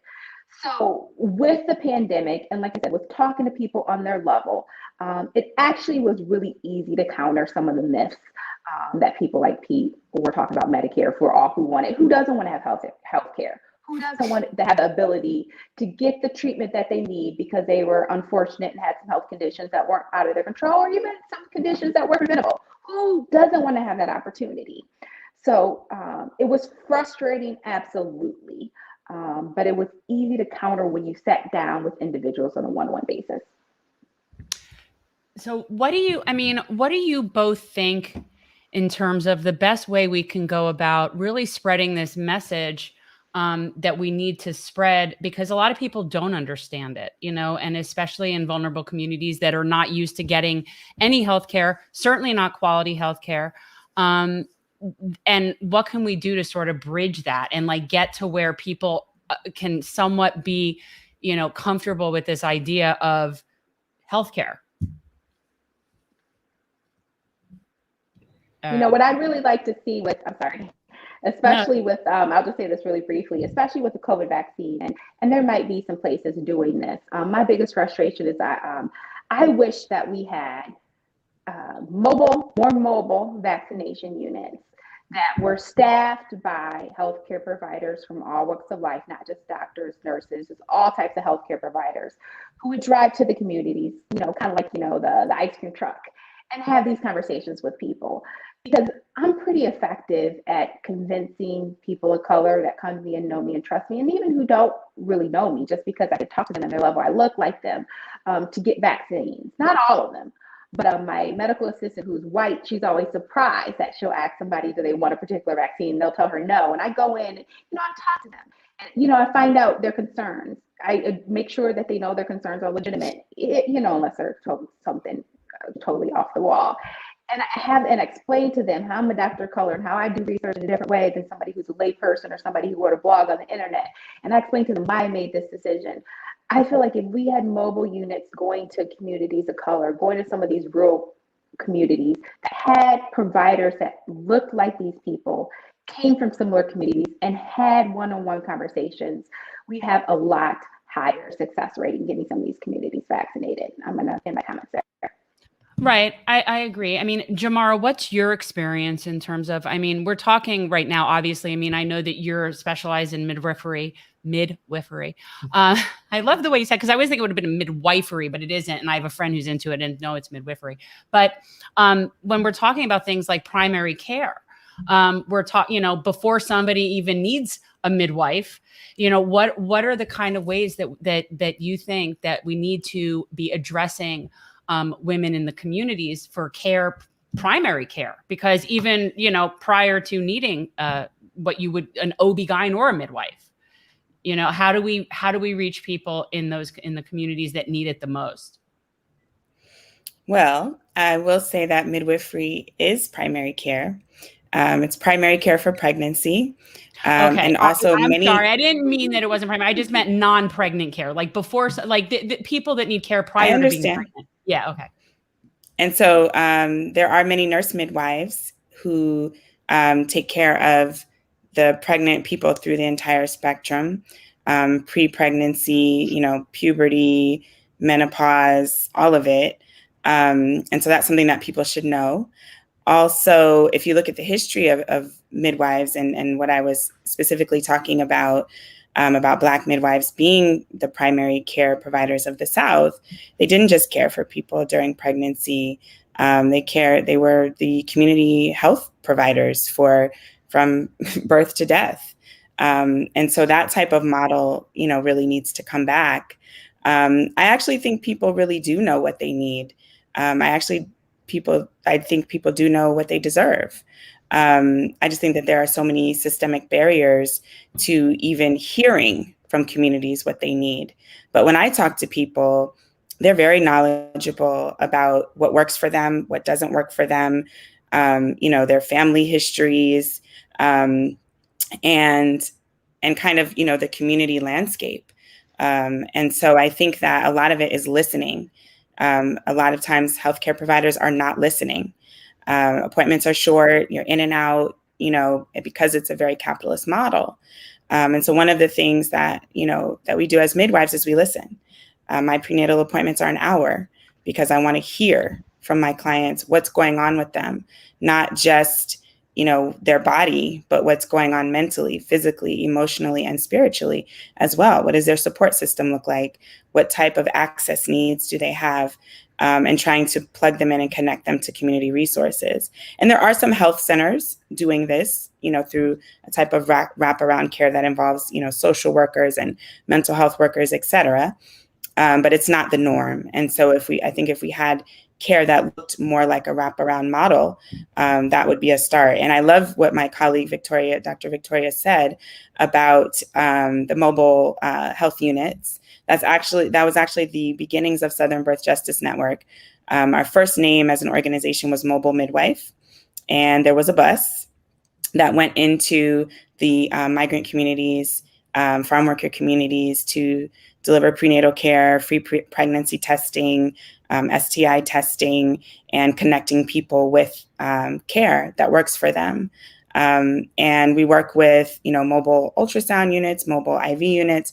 So I think that these things do exist. And I agree with Dr. Victoria that the system can do a lot more to support people having access to care in their homes. I actually think one of the blessings of COVID, as horrible as it's been as a pandemic, has been that the telehealth has given another channel of access. Of course, we have to address the digital divide. But if we can get people online with their healthcare providers and having greater access that way, and one of the things that we do is we actually give people the tools. We give them a blood pressure cuff. We teach them how to use it. We give them a Doppler. We show them how to find their baby and listen to their baby. And that those things are life-saving. They can be life-saving if people feel that sense of like, this is my body. I need to know what my blood pressure reading is today. And are able to take the steps that like, oh, okay, well, it's a little high today. Let me contact my midwife or my doctor and figure out what I need to be doing to lower my stress level, reduce my salt, drink more water, exercise, whatever those things are, that people that are actually low cost, life-saving options that really just take education, support, and access to provide. I don't think we need big, expensive solutions. I think we need more of the knowledge, embedded into the community and the tools for people to take care of themselves. This is our healthcare. We had just put up your website. So it's southernbirthjustice.org. And I've played around on there a little bit, even though I'm not pregnant and I'm not looking for anything like that. But there's a lot of good resources there. And I think it's just a really good thing. So anybody, and obviously that's local, right? I mean, you're only here, correct? You're South Florida. Well, we do national work. We are building a movement for birth justice nationally and globally, but we are based in South Florida. And but we do virtual trainings for doulas. We do local community medic trainings. So there's, some things that are just local and some things that expand out into other parts of the South and across the country as well. So definitely, I mean, one of the things that we're really proud of is our doula training. Because doulas are also, community, kind of allied providers. They're not medical, right? But they help to educate people about their rights. They help to coach people through birth. They help to connect people to lactation resources and, to meet their health goals. And it doesn't take, hundreds of thousands of dollars of debt to become a doula. Right. A couple $100 and a weekend training and, attending a few births, you can be somebody who makes that change in your community. So I encourage anybody, you don't have to be pregnant or trying to have a baby to go to our website. There's a lot of opportunity for folks who really want to get involved in a low cost, accessible way and make a big difference in their communities. Yeah. Dr. Dooley, what are you hoping is accomplished this Saturday with the marches and obviously with the ability to speak about Medicare for All in Detroit? Obviously, that's a city that probably needs it as much as any in the country. I see this as being one of many steps that is going to get us to universal health care, but one that I think is absolutely necessary because we can't just wait around for Capitol Hill to do something at this point. Absolutely. So no, I don't believe that after this march, everybody in Congress is going to say, "Oh, we hear you." Your audio is so faint. Yeah. See if we can. Are you on your phone? Is that it? I am, because I was getting the problems with my iPad. Let me see if I take these earbuds out. Is it actually better? I thought with the earpods it would be better, but maybe with the earpods out. So just give me 1 second. I mean, we have nothing to talk. We've got major technical problems. Knock on wood, our issues. connection is at least okay for now. For now. We're hoping. We're hanging on by the seat of our pants. Yes. Can you hear me now? That's better. Absolutely. Okay. All right. So no, I don't think it's going to be magic, but I do think it's important to continue to talk about the importance of healthcare as a human right, especially in this pandemic, which is not over, which is not just something that's only affecting unvaccinated people. Is it affecting unvaccinated people maybe at a higher proportion? Yes, but just because you're vaccinated, President Biden does not mean that this Delta variant and the pandemic is over. So I believe it's an important step just to keep talking about it. And listen, we had a rough year and a half where millions of people lost their jobs in their healthcare, and we didn't get healthcare out of it. They said, you can get this vaccine for free. So if you can give this vaccine for free, you can give all vaccines for free. So we absolutely have to keep having this conversation as our politicians try to make us believe that this pandemic is over and it's only affecting a few select people who haven't got the vaccine. We need to keep talking about the importance of all healthcare, not just coronavirus related healthcare. And we need to support people who are running on a Medicare for All platform. And yes, we have to hold them accountable, but we also have to remember that, having 6 people elected who support Medicare for All, no, that's not enough to get it. So we have to keep maybe so we can motivate some other people to run for Congress so that we can get the majority that we need so that we can see the changes that we need to have. Okay. We have a question, but I don't know that that's necessarily really like a healthcare related question, but why is paid maternity leave not discussed more? Because capitalism, women are not, sexism, I mean, how, misogyny, racism, white supremacy, I don't know, take your pick. But that would be my guess. I mean, Jamara, you must know why don't we have paid maternity leave? Well, we do talk about paid maternity leave a lot. And we are really demanding that our government respond with supporting new parents. There are many countries, and there's lots of studies on this, where there is paid maternity leave for 6 months, 1 year, even 3 years in some places, at least partially. And it makes a huge difference in child health, in the health of the birthing parent, and the health of the overall family and community. So that's a huge thing that we're advocating for. I did want to highlight one win that we had this year in Florida, which was the extension of postpartum Medicaid. We were very careful not to call it an expansion. Oh, no, don't say it. Don't say that. So, it's an extension because they're already postpartum Medicaid existed already. And what we were able to do is just move the needle from where it was, you were cut off after 2 months to now in Florida, you have 1 year of paid, health insurance through Medicaid. That's so that was a big difference.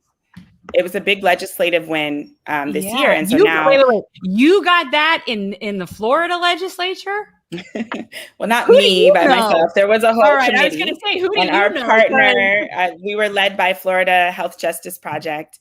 And there were many other organizations represented as well as, very courageous legislators like Representative Camia Brown here in Florida that really led the charge around this issue. And, one, to recognize the disproportionate outcomes that, Black women face when in the year after giving birth, not just death, but also chronic health issues, also mental health that goes unaddressed.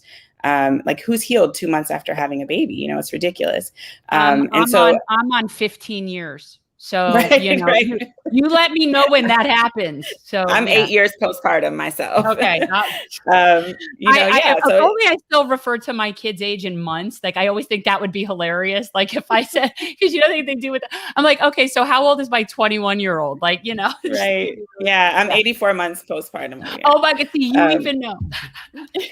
No, I don't think that math is right. But, but this conversation about extending health coverage to make sure that, postpartum people have that coverage for at least a year after giving birth goes right in hand with talking about maternity leave or parental leave, as we like to call it, because this is what families need to be healthy, right? And it actually is a cost-saving measure because people will breastfeed longer, babies will be healthier, people will actually take less time off of work. Yeah. I mean, we know these things, they're all research-based, right? So if we needed to make an argument for the capitalists in the room, it actually does save money. But not only that, I don't think we have very many on this thread, I got to tell you. I don't think we well, this is the internet, so you never know. You never know. Okay, right. They might eventually get to someone like that, but like I've been called a communist. So, we'll see.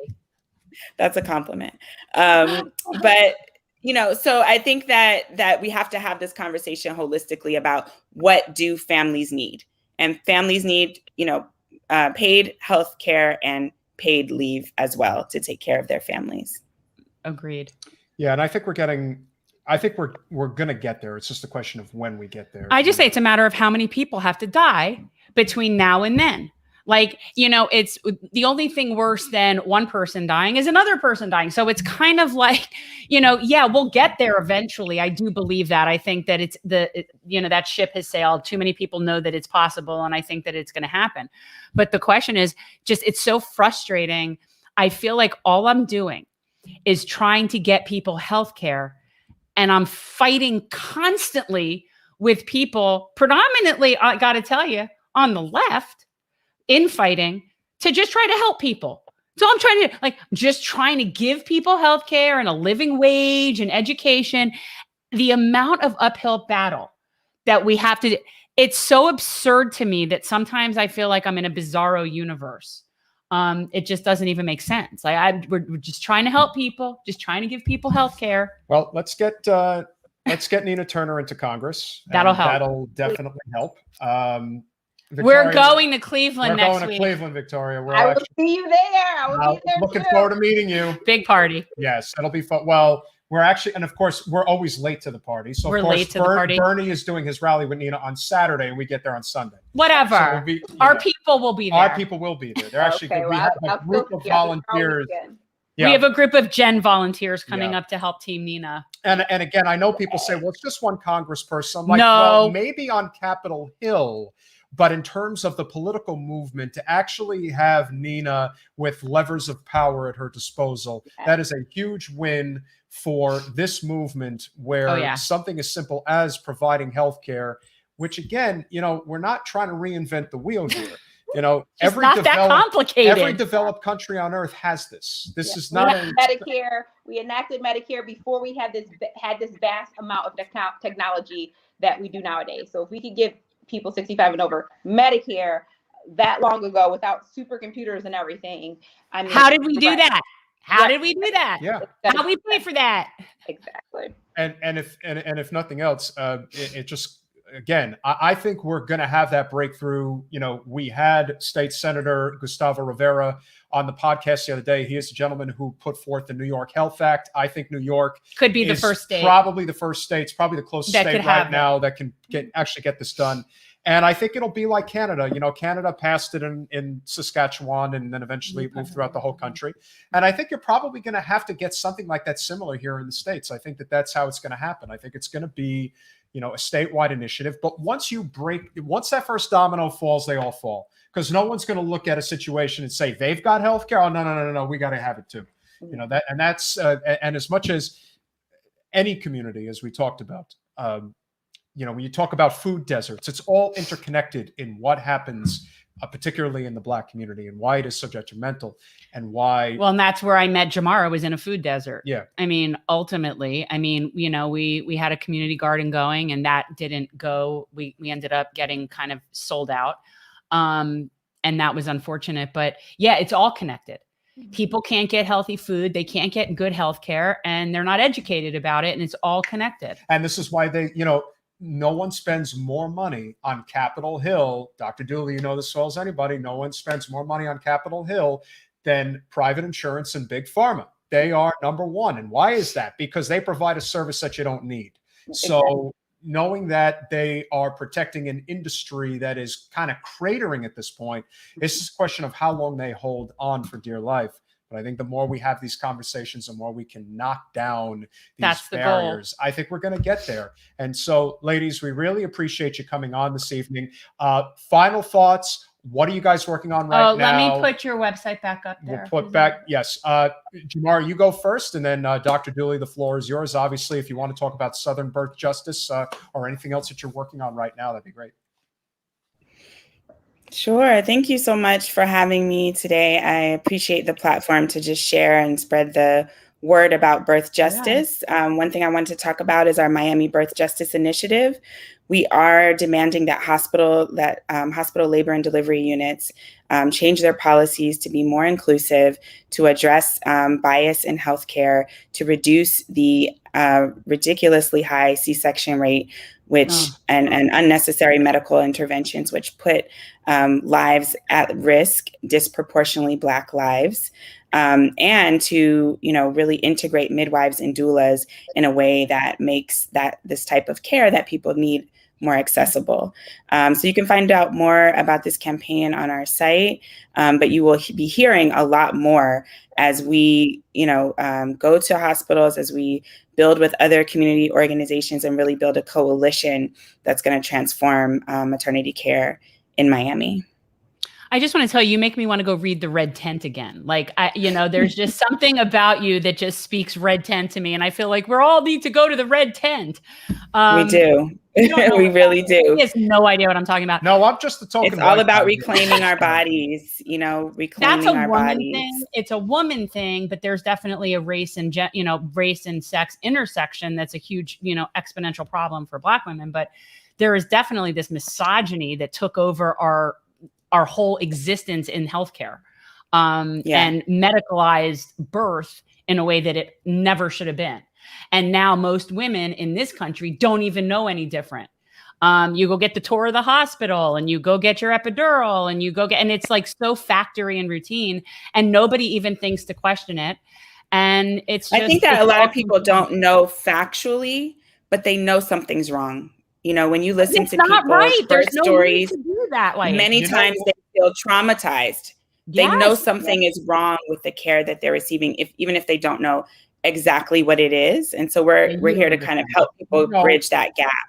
No, but what I do understand is that I do get this because I had the same feeling. You know, I had studied politics for many years and I never really understood it, and it never crystallized until I heard Bernie's first speech back in the spring of 2015.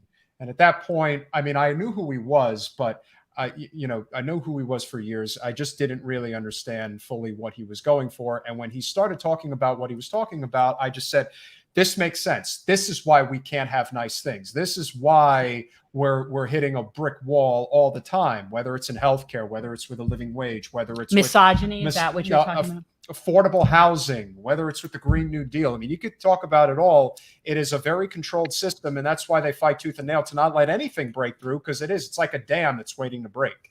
And that, I think, is something that the more we do talk about this, let's just break the dam, because at this point, that's what needs to happen. And of course, Dr. Dooley, floor is yours. Well, I'm just at my office every day. I am a practicing physician. As much as you might see me on Twitter, I have patients. And like I said, I'm on the phone advocating for them every day. That is my ministry. That's where I feel at home, advocating for people who can't advocate for themselves. And I'm super excited about the march on Saturday. That will be in Detroit at Mount Elliott Park, which I believe is at the entrance to Belle Isle this Saturday. I hope everybody will come out. Everybody in Detroit, go out and see Dr. Dooley at the march. Yes, and again, as we already discussed, I will absolutely be supporting Senator Nina Turner this weekend. And then please, I encourage people to support Amy Villela, who is definitely because she is a true fighter. She lost her daughter because of systemic and institutional racism, specifically in the healthcare setting. Her daughter was a woman of color who identified as Black, but the ER in their notes, they just assumed, I guess, I don't know, because the way she looked or whatever, that she was Latina, and ultimately let her die from a blood clot, something that should have never happened in this day and age. She had all the risk factors and symptoms of a blood clot. So Amy's been a fighter ever since. And so I hope everybody, please, we got to get Senator Turner in office, and I hope everybody please will turn their attention to Amy, because she is wonderful. We will definitely get Amy on the show. Yes, 1000%. Ladies, thank you so much for coming on this evening. This is a conversation, as we said, that needs to continue, and we hope to have you back at some point down the road. And Dr. Dooley, for the final weekend of Nina's campaign, we look forward to meeting you there.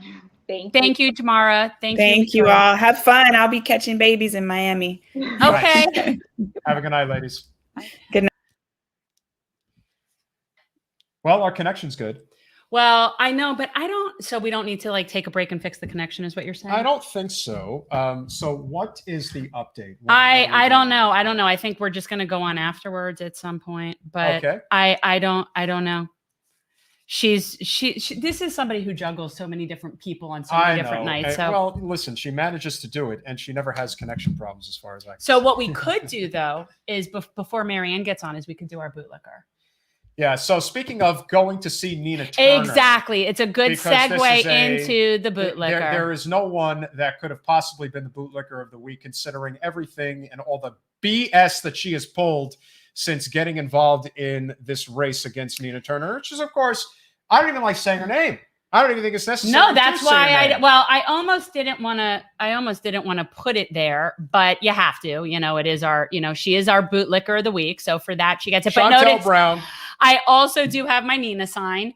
And as you can see, our dear friend Chantel is licking the boot of the Democratic establishment, because that's what she does. Well, she literally asked for super PAC money. She said, "Hey, can a super PAC raise money for me?" And then maybe we should buy you a fancy car too and give you that job. Are you kidding me? What kind of a representative would this person be? Oh my God. This is like, you know what this is? Like they say in gaming, I don't know. Well, not playing character. This is an MP. She is an NPC. You could literally cut out any cardboard paper and just stick a candidate there, and that is exactly but who she's this headline here is what says it all to me. Corporate Dems are scrambling to keep Nina Turner out of Congress, and that's what this is. That is. That's all this is. So they're like, okay, okay, we need to find a black woman. We need to find another black woman because we need a black, because we can't otherwise we can't win. So we'll just find this one who will just lick our boots and just be part of our How about establishment. the fact that she has committed major violations, including the fact that she didn't step down as her county Democratic Party chair while she was running? She actually should not be able to the fact run. that I was going to say, like, how is that even a thing? Again, it's like when Joe Crowley was running against AOC. He was the chair of the Queens Democratic Party, which is insane, as a sitting congressman for 2 decades. You're not supposed to step down. You know, I mean, these rules that they break so blatantly. Oh, Chantel. And the fact that they've been putting out these advertisements saying that Nina doesn't support Medicare for all. It's like, what are you doing? They are grasping at straws. And this woman is one of those straws, let me say. Okay, that is whatever. I can't even. Yeah, it really is. And again, we don't know what's going to happen with these marches on Saturday. We're certainly optimistic that they're going to at least start the conversation. And especially this idea, this notion that doing the marches might turn into a regular occurrence. I mean, once it's been established, you can do it. Yeah, you could do it in parks all the time. And then, let's say the average march gets 100 people, 150 people. Hopefully DC, it gets maybe 1,000 people. Who knows? Right. The point is, the next time you do it, maybe you get 2,000 people, and on and on. You just keep having these conversations, and that's what's ultimately going to make it so. But there isn't anybody who we would rather have on right now than the grand ambassador. I know, and I kind of feel like it's, if I were a journalist still, I'd feel like it's like a scoop because we get to talk to Marianne before the big thing on Saturday, the big hoopla. You know her, you love her. Oh, she is the guru of all gurus, and I guess she is the. Somebody was saying the other day that you're the mama bear of the progressive left. I'm like, no. This is the mama bear. I'm the mama bear. Yeah, no, I don't think so. It's this lady right here, Marianne Williamson. Welcome back. Thank you so much for coming back to Generation. Oh, thank you for having me. It's always fun to talk to you guys. Thank you. No, it's great, and we really feel like we're getting a good preview. For people who don't know, Marianne is a keynote speaker. Which one is that? The one in New York? DC. Oh, DC. No, DC. Sorry. We'll say it now. It was a scheduling conflict. We wanted to have a surprise guest of Susan Sarandon, but unfortunately, it did not work out. But she's going to be one of the keynote, one of the main speakers, not the keynote, but one of the main speakers in New York City. So this thing is really, taking off, and usually it comes together kind of late in the game. But at this point, it looks like DC is going to be a pretty big deal. I think, from what we see, it looks like you're going to get a pretty big crowd. Are you anticipating as much? I don't know. I don't have any idea, but I really loved what you said a few minutes ago about the idea of regularity, the idea of these rallies continuing to take place and building the energy that way. I hadn't heard anyone say that, and I think it's a great idea. Yeah. Well, we think that in terms of all campaigns. Well, no, but the truth is that's something that we've done since our campaign. That's what this came from. This is an outgrowth, this show, all of the stuff we do from that is keeping the campaign going. And I think that's one of the biggest mistakes people make is they only campaign during campaign season or when it's legislative session or whatever it is. And I think these need to be ongoing, constant discussions and need to be in their face all the time. Clearly, we need to be in their face all the time. I agree with you. Can you talk about the importance of not waiting around for people on Capitol Hill? Because I know that there was obviously a very hard push, especially with Force the Vote, to try to get, some of the non-corporate representatives on the Hill to do something. And unfortunately, they're not doing anything. And, you can sit around and keep begging for them to do something. Instead, you got to make them respond to you, not the other way around. You got to get in the streets because I think the inside-outside strategy is the only way it's going to work. Well, a couple of things there. First of all, it is clear the level of institutional resistance within our government to any kind of non-corporate healthcare. There is a corporate aristocracy, not only in relation to healthcare, in relation to the climate, in relation to foreign policy, in relationship to guns, in relationships to food, in relationship really to everything. And the idea, of course, is that corporations rule. And whatever the short-term profit maximization potential is for huge multinational corporations, that is the bottom line. Then within that, you guys can have whatever you want. And that's really what Obamacare was, wasn't it? It was a health insurance company saying to Obama, we'll let you go this far. And now we've come to understand, but particularly in this session, particularly given that force the vote did not work and so forth, that the idea of truly challenging the primacy of health insurance companies and big pharmaceutical companies when it comes to healthcare in the United States, they have a lock. And you guys were talking about the Chantel Brown, Nina Turner race in Ohio. I mean, it's a proxy war, isn't it? Yeah. It's a proxy war between the corporate Democrats and genuine progressives. So then the second thing you said was, okay, so we have to take it to the streets. The problem is that we have to talk about the problem we have with that. The Black Lives Matter protests were the biggest in American history and caused very little legislative change. So at this point, we say it's outside and it's inside, and it's a little bit more than that too. It's some awakening in the American people that our government is now such a system of legalized bribery, that the big insurance companies, that the big pharmaceutical companies, and I think what happened with COVID on so many levels is we really saw that the system is okay with watching people drop dead. It would rather watch people drop dead than change. That's a serious problem. And I think what's happening, what you're part of and what so many people are part of, is an awakening on the part of the American people. So we have to do all of it. It's all of the above. It's inside, it's outside. It's taking to the streets, and it's running for office, and it's doing podcasts, and it's refusing to shut up. It's all of the things that we're talking about.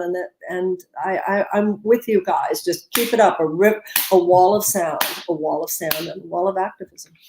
We just had on Dr. Victoria Dooley, who was Bernie's primary surrogate for Medicare for All. I've heard you talk multiple times about your experience as a presidential candidate and the resistance. That's such a word that they chose to use. It's amazing. The resistance. Yeah. The resistance to your message, in particular, the non-corporate message. If you could talk a little bit about what it was like, particularly when it came to the issue of Medicare for All and the type of things that were being kind of discussed in political circles. I mean, we all saw what Mayor Pete did in Iowa, but it was much more than that. This is a systemic problem within the infrastructure of the party, and that is something that we're trying to change. Well, good luck with that. I wasn't talking about Medicare. I wasn't actually talking about Medicare for All at that time. I still thought during my campaign that a public option, that we could have a bridge across. So actually Medicare for All is the one thing which is a fundamental difference for me between what I'm saying now and what I said on my campaign, because I've been convinced since that it's the only way to go, and that there is no way to make an adequate transition otherwise. But my message was certainly non-corporate on everything else. And of course, I felt that my message was non-corporate then in terms of corporate dominance, but I understand now how that works a little bit.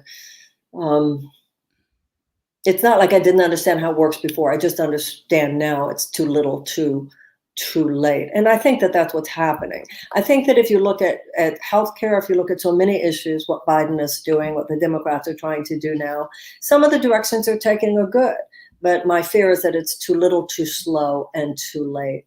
So certainly when I was running, I saw that there is, and once again, go back to the Nina Turner race, go back to what's happening there. There's a certain establishment elite, for want of better expression, that has determined what a Democrat should be and how a Democrat should think and what a Democrat should stand for. It's very ironic, isn't it? The Republicans have the very elitist policies, but in a weird way, almost a more egalitarian relationship to their own constituency. The Democrats, for the most part, stand for more egalitarian policies, but have the more elitist relationship with their own constituency. And the progressive wing of the Democratic Party, which is historically so significant, is being treated like we're a bunch of unruly kids who just need to shut up and sit down and let the grown-ups handle this because they've got it. We've got this, which is so ridiculous. The planet is literally burning up. The people are literally dying from various things such as unnecessary health concerns and the wealth inequality and everything else. So the idea that they're saying we've got this is so absurd.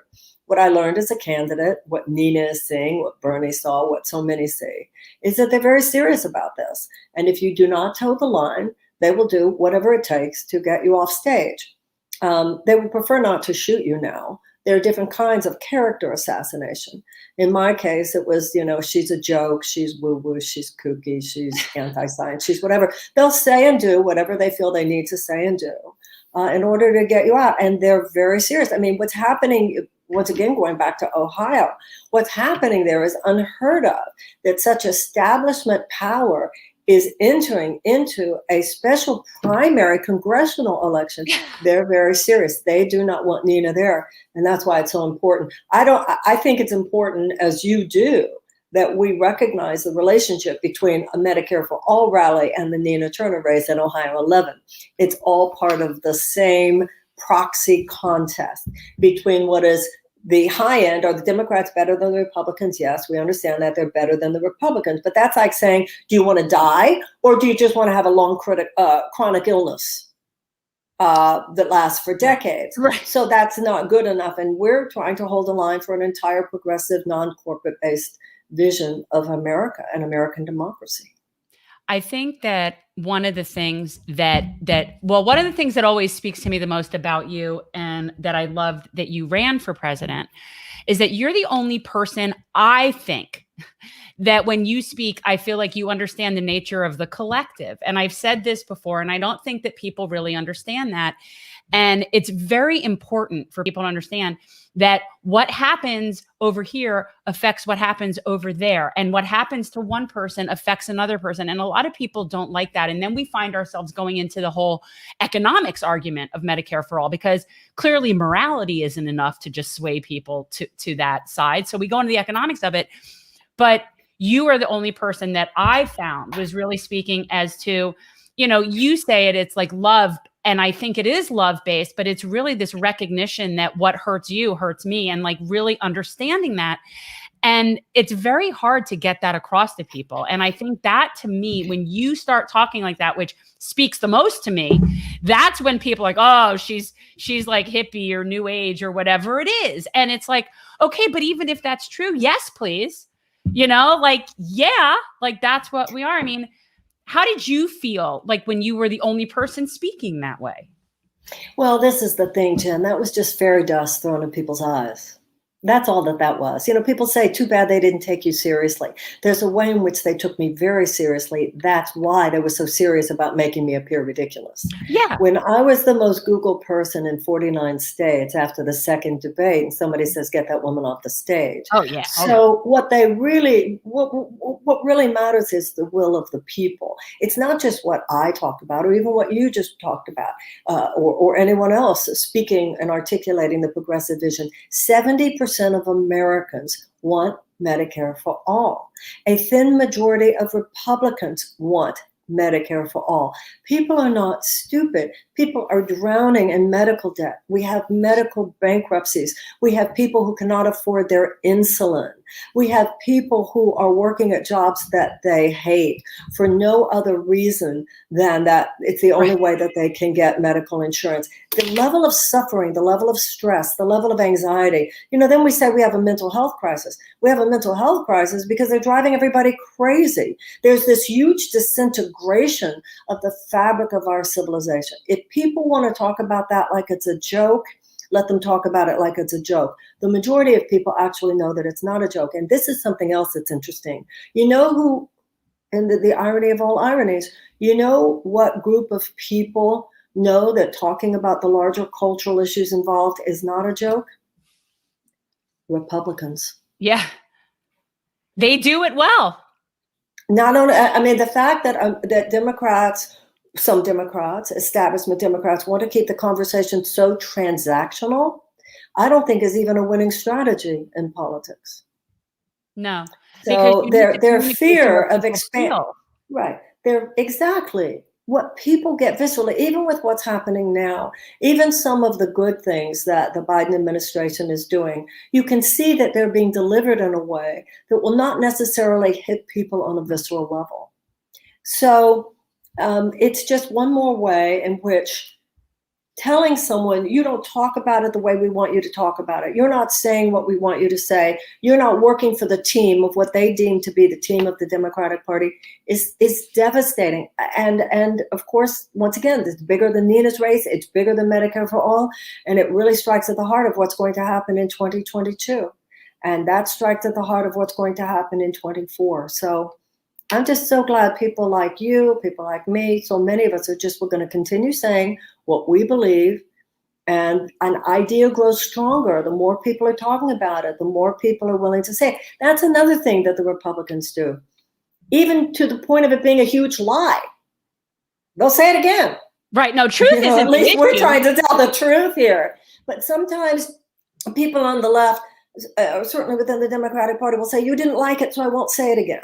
Or I'll change my language. And it's really important, those of us, the two of you are perfect examples. I'm going to say it. And if you don't like it, I'm going to say it again. And if you still don't like it, I'll say it a little bit louder. And that's what we're doing with Medicare for All and with so many of these issues. Yeah, I'm pretty shameless about it now. A long time ago, I don't know, maybe it was actually in the beginning of our campaign. I just decided I'm not even going to debate this with people anymore. It's sort of like debating flat earthers or creationists or whatever. And I just don't want to give that credence. There's certain... I'm done with that discussion. We need healthcare. It's not, we cannot be discussing this anymore. And so I feel like when you have a debate on that, you're giving a platform and giving credence to an archaic, completely wrong standpoint. No, and I don't want to do that. It's a class issue. And it's definitely one where the two parties have done an excellent job, to their credit, because this is not a small country, to basically pit I would say 2 or 3 different types of class of people against each other. But the Democratic Party establishment firmly today is big city and suburbanites. And the Republican Party is basically all rural. And there is a big difference in terms of level of education and obviously in terms of class. The people in this country who make up a very significant portion of the Republican base now, you know, they're just sold the fear-mongering stuff all day, every day. You don't want to talk to those people. They're going to take your rights away. They're going to take your guns away, your religion away, and all that. And they buy into that stuff. And then on the other side, with the Democratic Party, you basically have a party now that, in terms of who is right now pulling levers of power, are people whose class interests have nothing to do with people who need health care. And I think that that is really where the dividing lines come into play. So I think this is a good segue, because a lot of people are really, there's a significant amount, I would say, that are very interested in the movement for a People's Party, or just a third party in general, something away from what the traditional movement has been. I think you have to have an inside-outside strategy, but I am curious as to how you feel about it, as far as, do we need to make a clean break at this point, or do you think that fighting inside the party and outside the party is necessary? Well, I think the fact that you name the conundrum is important, and I think it's the conversation we need to be having.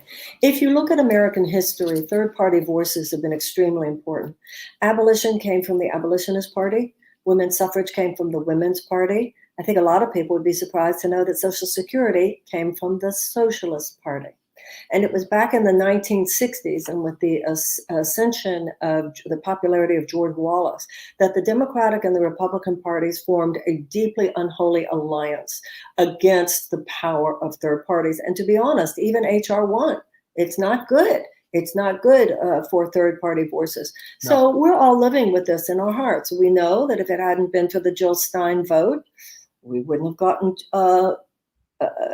have gotten Donald Trump. So that's the part of your mind that goes, we can't afford to do that. And then the other part of your mind says, well, what are we going to do? So where are progressives supposed to go? Our natural home is within the Democratic Party. Certainly when I grew up, it was. And yet you've got the greatest powers within the Democratic Party. I mean, what they're doing to Nina is such a perfect example.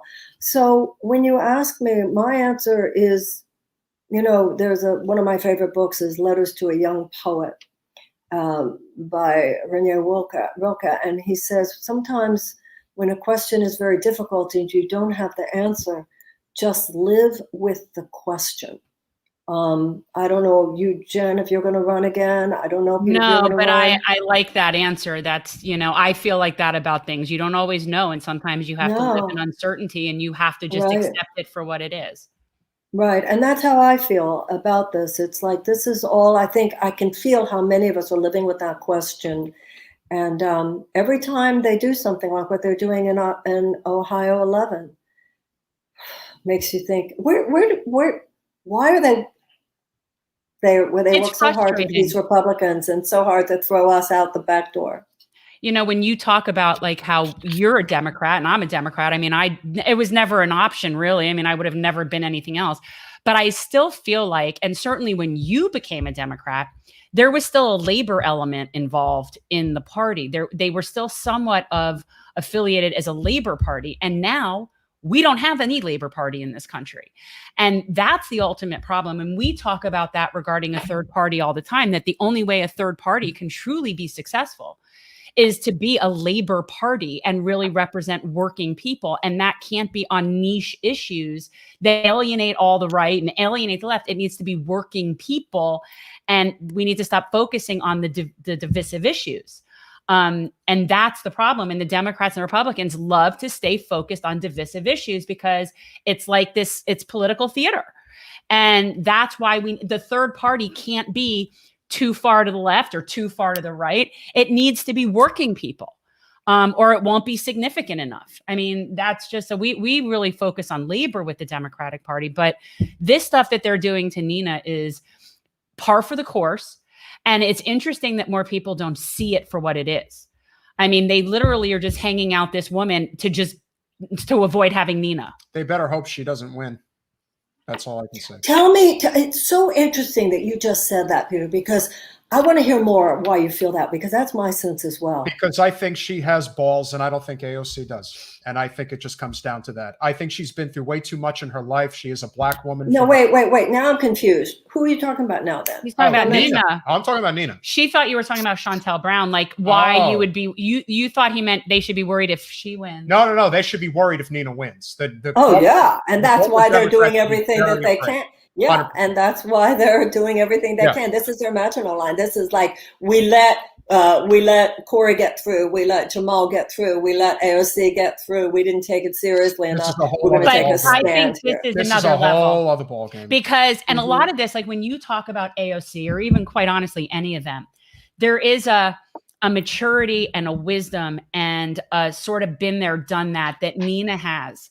And I think that is where like gumption and leadership really, because you could be on the right side of issues. I believe that Alex is on the right side of issues. I don't like people that are constantly nagging at them for every little thing. I think that they're on our team, but just because you're on the right side of issues doesn't mean that you have that leadership. I do think there's a certain maturity and wisdom that Nina has. That's why they're scared of her.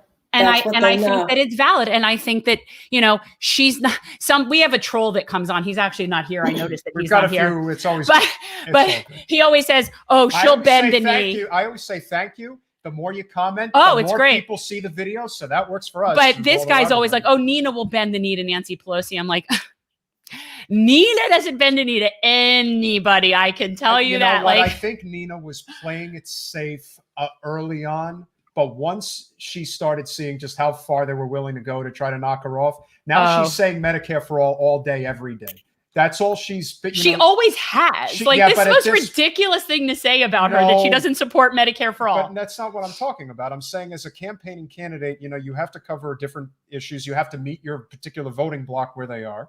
And there is this, you don't want to make any missteps. But the way I've just observed the way Nina's been running, it's one of those, I'm going to be me. And if it doesn't work, it doesn't work, but I'm going to be me. And that is that. Nina can't be anybody else. Yeah. And I think it's very important that people recognize that even though, you want to tear down the Democratic Party, I do think if Nina is able to get in, that is a much more significant victory than people think.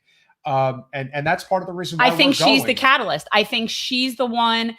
I not to put too much pressure on one person, not to say that one person is all, because it's all of those people. She's the heir apparent to Bernie's movement. I just feel like she's the person, her personality is the person who can coalesce all the people that are there, that are on the right side, that are just not taking the stand and not, I just think she breathes fire into people. And I think that is what is needed because they're on the right team. If the movement is to learn anything in terms of what's transpired in the last 5 years, and I also think one of the reasons why it's not likely that, Jen will run this upcoming election cycle is because I think there's a lot of electoral fatigue that people have experienced over the last 5 years. Oh, yeah. There's so much that has gone into this whole, I have. this whole experience. But if anybody wants to actually have a non-corporate representative as our chief executive, that means Nina Turner in 2028. Do you hear him? You need to start preparing right now to do the things that are necessary in order to make sure that if a heir apparent to Bernie's movement has a second crack at this in 7 years, you better make sure that all of the mistakes that have been made in terms of who is in control of your local DEC, are you a precinct committee captain? Are you making sure that people are registered to vote that are fighting on the issues? Are you knocking on doors, not for necessarily the party, but for the policy? And if you're doing things like that, it could be a whole new ball game in the next several years. Yeah, it's a short game and it's a long game, but I really do think Nina could create that wake up call that I think just a lot of people are, just kind of, they're recharging their batteries right now. But I think if Nina wins, I think that's going to get people fired up again. Well, I think you're right. And not just that people will get fired up if she wins. They're going to be fired up behind Nina. That's another thing they don't know. If they are able to defeat Nina, it's only going to increase her power.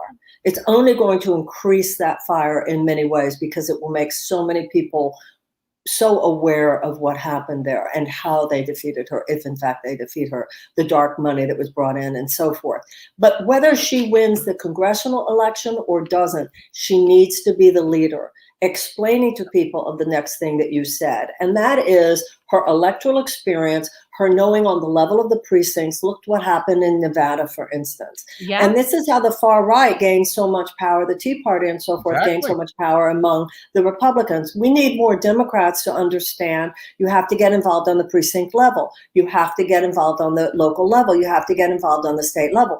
My concern, of course, is how much resistance certain people will feel even on those levels, which takes us back to the question of whether or not you just go third party. But I think ultimately you're right. If we can fire people up about getting involved on those levels, which is a revolution that I think Nina can lead, regardless of what happens in this election. But I'm still holding out. She's going to win, and we're going to see her in Washington. There's so much energy behind the desire to see her there for all the reasons that you guys have said.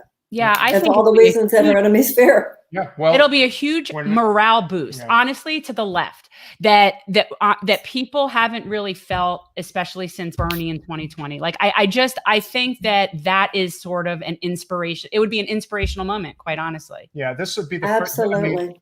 Cori Bush winning her race was absolutely huge incredible, and from an infrastructural standpoint. But if Nina gets in, like I said, there was no one who had a bigger impact. There was no one who was more loyal to Bernie through thick and thin both times. And it clearly was not to her political advantage to do that. Anyone who thinks otherwise is just being foolish.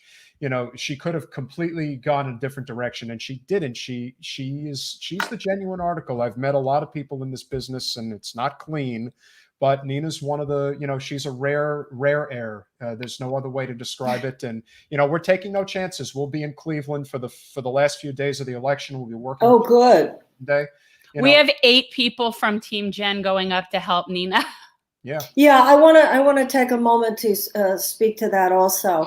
If you go to ninaturner.com, right? Or is it Nina for Congress? What is it? I think it's ninaturner.com, right? What Jen and Peter were just saying was so true. They need people. If you're in Cleveland, if you're in Ohio, if you're anywhere in the Midwest, or you can just get there. That old song, get there by car, get there by train, get there by plane, just get there. They need people to help canvassing. And also, no matter where you are, they need people to phone bank. So you can phone bank from wherever you are. And what you guys are saying is so true. We all need to show up in these next, I think it's 11 days left in this campaign.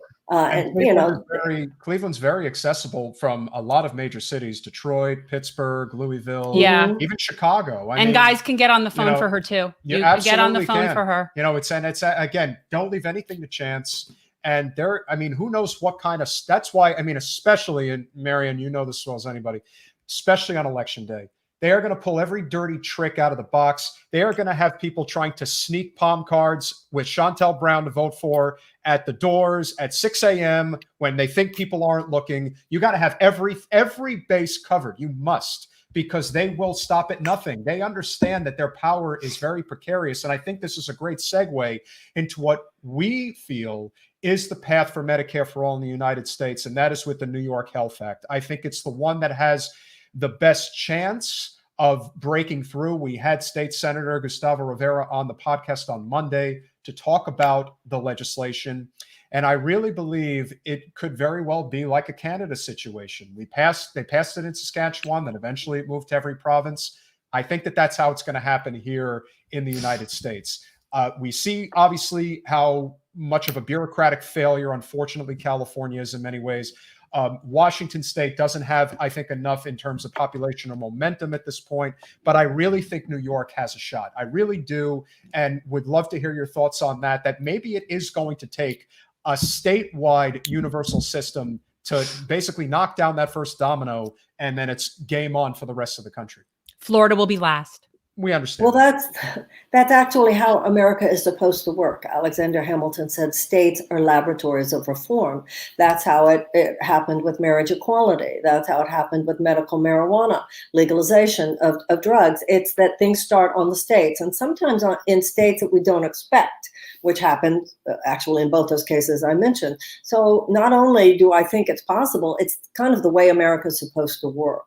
That you demonstrate, a state demonstrates, we did it, it worked. Another state goes, wow, they did it, it worked. Another state goes, wow, they did it, works. And then the energy revs up and the dominoes start to fall. And it once again, it's everything that you were talking about before. It's everything, rallies, New York, electing people. It's all of the above. It's just doing everything that we possibly can on any level, local, state, federal, electoral, non-electoral rallies. This is the call of our generation to show up, to push back against the overreach of corporate forces that really would, I put on a tweet today, they're like a boa constrictor squeezing the life out of our democracy. Speaking of tweets, if you can retweet this live stream that we have going right now, I think we sent a message to your box. If you can, if you have your phone handy. Do you tweet, Marianne? Are you talking I don't to tweet. Me? Yes, oh, I do. So what are you telling me to tweet? I don't know how to tweet. Tweet the link of the live stream.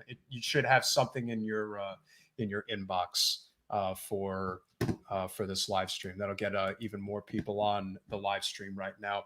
And I agree. And the irony, if they pass it in New York, is that who's going to get taxed the hardest to pay for the statewide system in New York is Wall Street.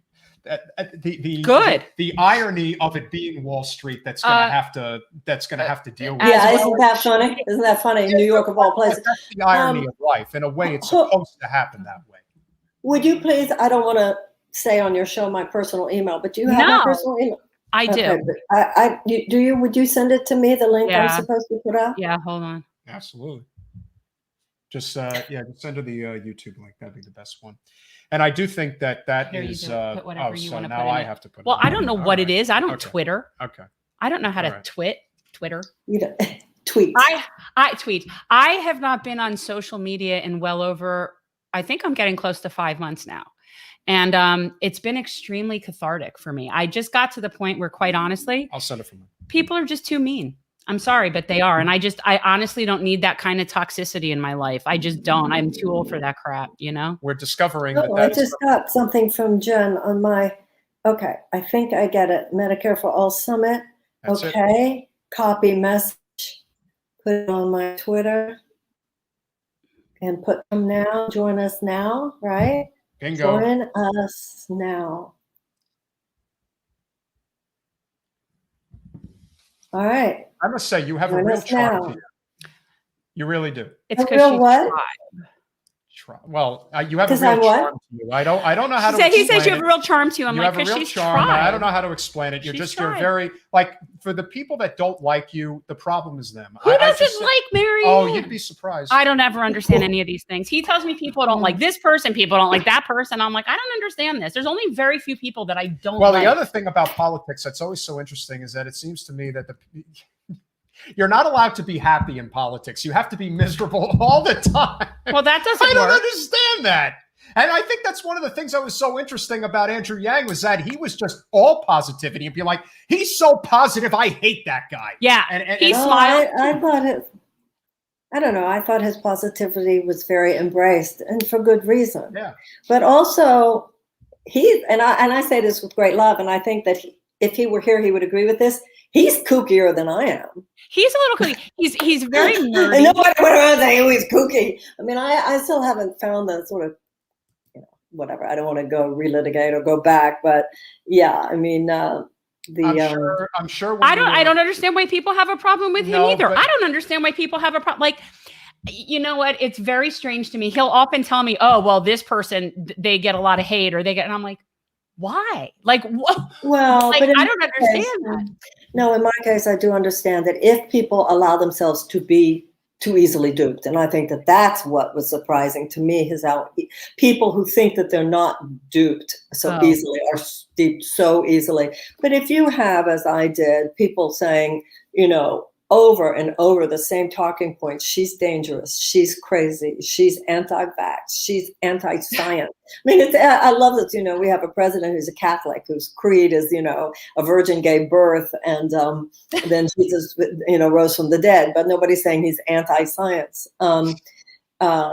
She's kooky, she's nutty, she's, if you have somebody saying that about you all the time, Yeah. over and over and over again, it starts to create this narrative. And, what I saw about that, and this goes back to what you were saying a few minutes ago, that we just need to keep saying it. In my case, for instance, I look back at that and I wish that I'd fought back. I wish that I'd every day when one of those articles came out, gotten up there and said what the truth was, if whether it had to do with big pharma or whatever. And that was the lesson for me personally. And I think the lesson for all of us is just keep saying the truth as you see it. And I think when we run away from lies or think, well, I just won't speak to it, that's when I think lies take greater hold. But I understand the effect they have if there's not somebody. So let me ask you. So why didn't you do that? Why didn't you? What do you think held you back?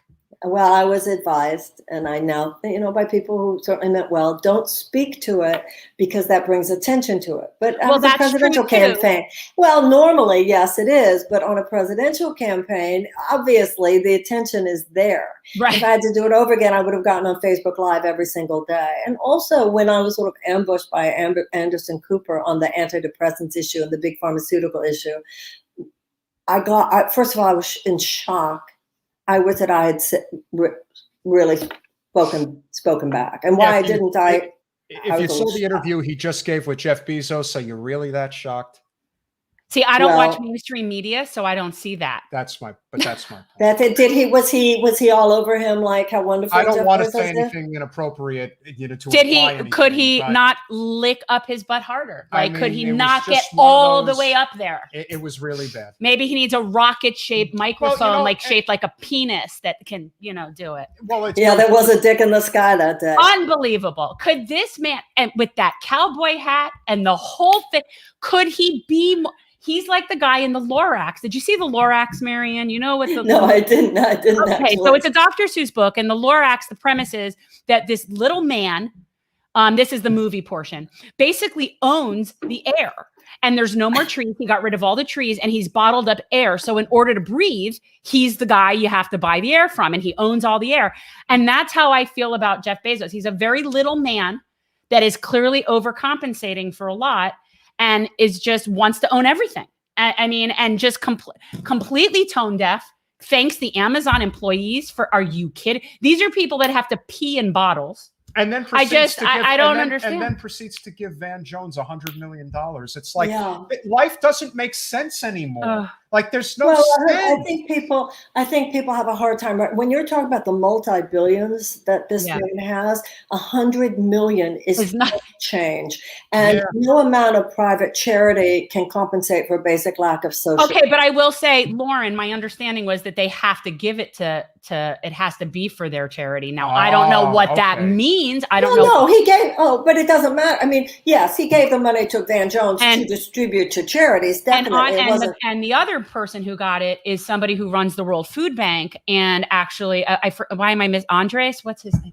Oh my God, I'm losing my. He gave that to two different people, but it's for their. But the point is, but hold on, let's go back a little bit. First of all, even 100 million to a Jeff Bezos with his over 100 billion is not anything that affects his day at all. When you look at his anti-union activity, when you look at his monopolistic activity, I think that there's a bigger issue here than just one man. It has to do with the entire mega capitalist class of multi-billionaires during the pandemic. Whether it has to do with Elon Musk, whether it has to do with Zuckerberg, whether it has to do with Bezos or any of them. We had a moment of such collective agony. And I, last year, think that I actually naively thought those guys were going to do something. I thought those guys, this is your chance. They could have gone to lunch. Jeff Bezos, Elon Musk, and Mark Zuckerberg could have gone to lunch one day. Maybe invited Warren Buffett, and they could have said, you know what, there will be no hungry person in America during this pandemic. Right? Yeah. You know, even in Vietnam, they were dispensing rice for free from these machines on street corners. What they could have done, and what I realized that even in the most critical moments, I myself was surprised. I thought certainly these mega capitalists are going to say, for a year, we're going to put aside our normal business model just for a year while this is going on. And the fact that they made so clear that they would not do that said to me everything you need to know. They capitalize so much on it. I mean, talk about like disaster capitalism. I mean, Bezos, made so many more billions of dollars. It's I mean, he could end world hunger. He could end world hunger. And I've wondered this for a long time. Like, if I could end world hunger and I didn't do so, I wouldn't be sleeping. Like, I don't understand. That's like, right. well, I wouldn't know, Right. but I could never have that kind of money because the only way to get that kind of money is to really lie, cheat, and steal. I don't know. Well, that kind of money, perhaps. Well, right. I mean, you have to be screwing your employees, well, screwing the I'll give you a environment, good not paying taxes. I'll give you a good example. You're in New York. Is that where you are? I'm in DC. DC. Okay. So just something as simple as silly as this is, and of course Jen's going to hate me because it's sports reference, but James Dolan, who is, he's another Trump, he's another Donnie Deutsch, he's another product of nepotism of the worst kind. Just inherited an astronomical amount of money from their parents, and has run Cablevision, for the past 4 decades, I guess. He hasn't paid any taxes on the Madison Square Garden entire property in Manhattan, in that part of Manhattan, for 3 decades. Well, and that was one of the things Andrew Yang wanted to do, was to tax the garden. And as soon as he said that, Dolan started. That was the end. He started funding Eric Adams out the yin yang, and it's like it's so clear that they know that their position is very precarious, and they know that as soon as one domino falls, it's like the whole system could fall apart. And I think this brings the conversation in many ways full circle back to the marches and Nina in Ohio 11 and Nina Turner, and like they can't allow somebody like that to get through, because then. Let's say Nina is a sitting congresswoman in a very important swing state like Ohio, especially for the Democrats. I mean, that region is, Northeast Ohio is everything to the Democrats in that state.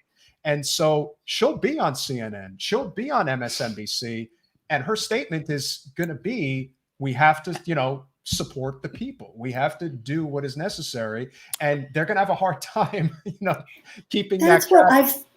What I don't understand is why. Well, I do know why, but in a sane world, the Democratic Party would see her as such an asset. They should see her as an asset. Oh, they're so scared of her. You have seen a lot in this world, and I have no doubt that you have been to the type of parties that people have no idea exist and have no idea who roams in those rooms. But for the people whose average net worth is in the 8, 9, even 10-figure range, they really look down on society. They really believe that they are the masters of the universe and that everybody should basically grovel. What was that meeting they just went to? Because I grew up with Sheryl Sandberg. And so every once in a while, and that's really my only connection to anything in the tech. Like, I don't know anybody or whatever, but I know Sheryl from BBYO. But from I haven't heard that in a while. BBYO, like, oh my well, God. we were with B'nai B'rith Girl, but yeah, this is like, it's all tribe. So and I saw they had one of their big fancy Davos like meetings recently. Well, that was like a whole. The Davos meeting is basically the collection of the richest. This and most was powerful something people similar to that. Yeah, well, this was no different than and they played this up in House of Cards. When in the election of '68.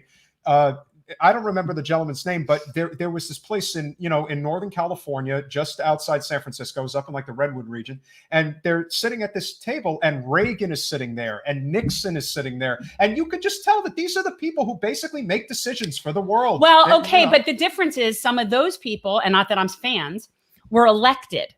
And a lot of the people that are going to these things, like these tech meetings and these huge oligarchy sort of like board meetings where they all sort of decide how they're going to divvy up the planet, is that these people weren't elected. So that's the problem. You're making a really important point. Jen is making a really well, right. important I mean, point. that's the thing. It's not that I mind that there's people that are making decisions. It's just that they shouldn't be corporate oligarchs. I mean, that's also so many of the decisions that they're making now are who's going to get elected because of the undue influence. I don't think any socioeconomic group has a monopoly on morality or nobility. Not everybody who's rich is a greedy bastard. Not everybody who's poor is a saint. I think it's really important that we keep it on systems and how systems are operating. Because once we start demonizing individuals, I mean, even when we call out and hold accountable someone like a Jeff Bezos, it's because of bigger issues than just the fact that the spacecraft looked like a penis. We've allowed it. And I was just explaining this to my son today, that a good majority of a lot of the stuff he's doing is not illegal. Like what he's doing as far as his taxes and how he's doing and how he pays his employees, we've created a system where he's within the law to do that. I mean, and that's really what the problem is, Well, it's legalized bribery. We have legalized bribery in the United States. We have the undue influence of money on the system is such that many of the most nefarious things that people are doing are now legal. Yeah. And that's the leaked video of the Exxon lobbyist recently talking about how basically Exxon has bought and sold various Congress people and senators. He said, but hey, we're not doing anything illegal. No. So that's the thing. And I kind of feel like to some extent that's on us. That's on all of us. And it happened over, how the past 40 years or, however long it's really gotten really bad with the corporate takeover. And we've kind of allowed that out of a lot of complacency, a lot of ignorance, a lot of different things. And now we are where we are. And that's how, that's the problem. And again, it gets back to Nina's race. Her opponent is literally going on national media and saying, give me super PAC money. It shows you that, hey, that's the system. I'll take whatever money I can get because it's about my interests and what I want. I want to go back just I'm sorry. Sure. No. Go. I just want to reiterate, I just want to second what Jen just said and what both of you have been saying about how we need to take responsibility for the fact that we created so much of this. We were looking away. And one of the things that we have learned from all this is you cannot take your democracy for granted. A garden has to be tended. A relationship has to be tended. And we assumed that our democracy was okay and that some political class was handling it or whatever we thought, whatever was our justification. And too many years went by that we were looking the other way. And that's, as the French say, you don't do politics, politics will do you. One of the things that, by the way, thank you for this comment. I made a donation for having MW on the show. That's so sweet. Guy is one of our patrons. We don't have a lot, but we like our patrons. But I that do is so sweet. That. Thank you. Guy is he's an patron. amazing supporter of Jen who lives close by. So that is so sweet. The point I was trying to make had to do with the fact that there is among the many people on the left this anti-electoralism that I think is very scary. The cynicism, it doesn't matter who wins, forget elections, which is very dangerous. Our quote unquote forgetting elections is so much how we got here. And we have to turn our attention to these elections as well as everything else. Once again, going back to Ohio 11. Yeah. Speaking of looking the other way, I hate to say it this way, but it's true. It appears that nobody on Capitol Hill is paying any attention to these marches. Obviously, if you get a big crowd in DC, somebody's going to have to cover it, whether it's The Intercept or Politico or whoever. But I really believe that if just one representative said something, that would definitely help. Why do you think there's been just this complete ghosting of what is happening this week? Even people that have signed on to the bill. Yeah. Well, I asked Savage Joy Marie, why we're not inviting candidates to speak, why we're not inviting Congress people to speak. And she said that it's because of their 501c4 status. So that might be contributing to the problem. Interesting. Okay. Well, I mean, that makes sense. There are rules about those things. We know there's rules about those things. You know what? I wish we would have known about that. No, 501c3 status. Yeah. That they're not a 501c4. Right. Yeah. They're a 501c4. So then in other words, no, they're a 501c3. They're not a C4. They're not a C4. Oh, okay. Right. So C3 is nonprofit, and so they're not allowed to be affiliated with. Yeah. So I think and I think that might have something to do with it. But I also think that we shouldn't underestimate efforts that might seem to go unseen, but they're not unseen by everybody. You never know who's listening. You never know who's watching. You know how the psychology of advertising works. This time it wasn't really heard. You know, somebody might be hearing us talk about Medicare for All today who hasn't really thought about it much. I know I was that way with Julian Assange. Julian Assange, it wasn't really on my radar. I just didn't have that much into it. His personality, I just did. It wasn't on my landscape. Right. It wasn't your pet project. But I kept seeing Reality Winner's mother on social media, and I was so touched by this woman. So seeing Reality Winner's mother made me wonder what's going on with her daughter in this Texas prison who was given this 5-year prison sentence. What is this? Then I started reading about Reality Winner. You can't start reading about Reality Winner without finally getting to the real core issue here, which emerges from the Julian Assange. And then it's like, whoa, it was a process. It's a journey. And I think so many people are in process right now. And I think people like us, Jen and Peter, all of us, sometimes you wonder, am I just speaking into the wind here? Is anybody even hearing me? But first of all, I think there's something so profound about the fact that so many of us know I'm saying it, and Jen's saying it, and Crystal's saying it, and Katie's saying it, and Kyle's saying it, and Peter's saying it, and Glenn's saying it, and Matt's saying it. So first of all, there's that. And also just that you never know who might be reading a tweet, who might be watching a show.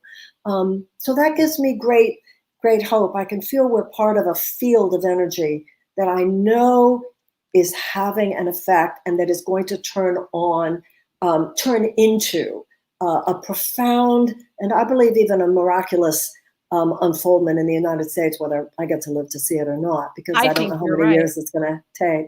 I think you're right.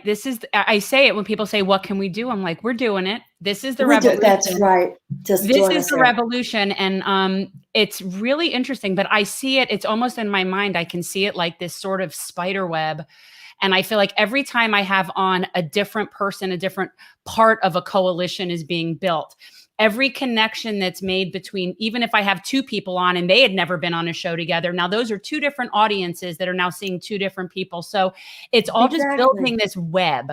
And I feel like every time I have a new person, there's like a new strand in the web, and it just makes it stronger. And that's what we try to do. That's why we try to have as many different people on as we can. Yeah, coalition building is definitely the most important thing as far as I can, as far as we're concerned. I mean, that's the only way, because corporate interests are unified, regardless of political stripe. If it comes down to corporate special interests, those that are benefiting from it will always line up. It is on us to, really try to get away from this constant infighting that I'm sure you've noticed has been kind of festering on the independent media left, non-corporate We left, don't whatever you want to participate call it. in Yeah, that. I have no interest in that whatsoever. But I think it is somewhat of a hindrance in being able to really build an effective coalition. And I do think that part of that is the fact that, while we may be fighting within the Democratic Party, we certainly support people who are fighting for a third party. Yeah, we just need to of course. respect the fact that we are fighting for the same issues. We may just have different paths in terms of how to get there. And it seems like a lot of the fighting stems from people who are just like trying to cast people out because they may have a different philosophy. The purity test, actually. And Lauren, Lauren Steiner, yes, Marianne? Mm-hmm. Yeah. So she'd put up a question. It was just very lengthy, Lauren. So I didn't put it up there. But basically it was about like, all the infighting and the people going after the squad and the constant purity tests. And it's like, it's so counterproductive. But that was what her question was. But thank you, Bill. Well, the left has long been known as a circular firing squad. But even more than that, I think we should remember the philosophy of nonviolence, the political philosophy of nonviolence as articulated by Gandhi and King. And what Gandhi said was that the end is inherent in the means. We can't be angry, hate-filled people and create a peaceful world. Yeah. You can't create what you're not.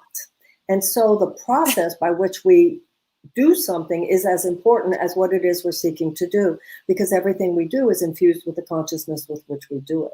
So our efforts to purify our own hearts, once again, some people call that hippy dippy. I call it Gandhi and Dr. King. Yeah, Gandhi is what Mahatma Gandhi said, is what Dr. King said, but they're not. I agree, and I always find that interesting. I've seen the similarity when I'm explaining something to somebody where there's all this gun violence, right? And there's all this stuff going on, and people are actually like, "How can this be happening?" And I'm like, "You cannot be a military empire around the world and not expect violence at home. That just doesn't work.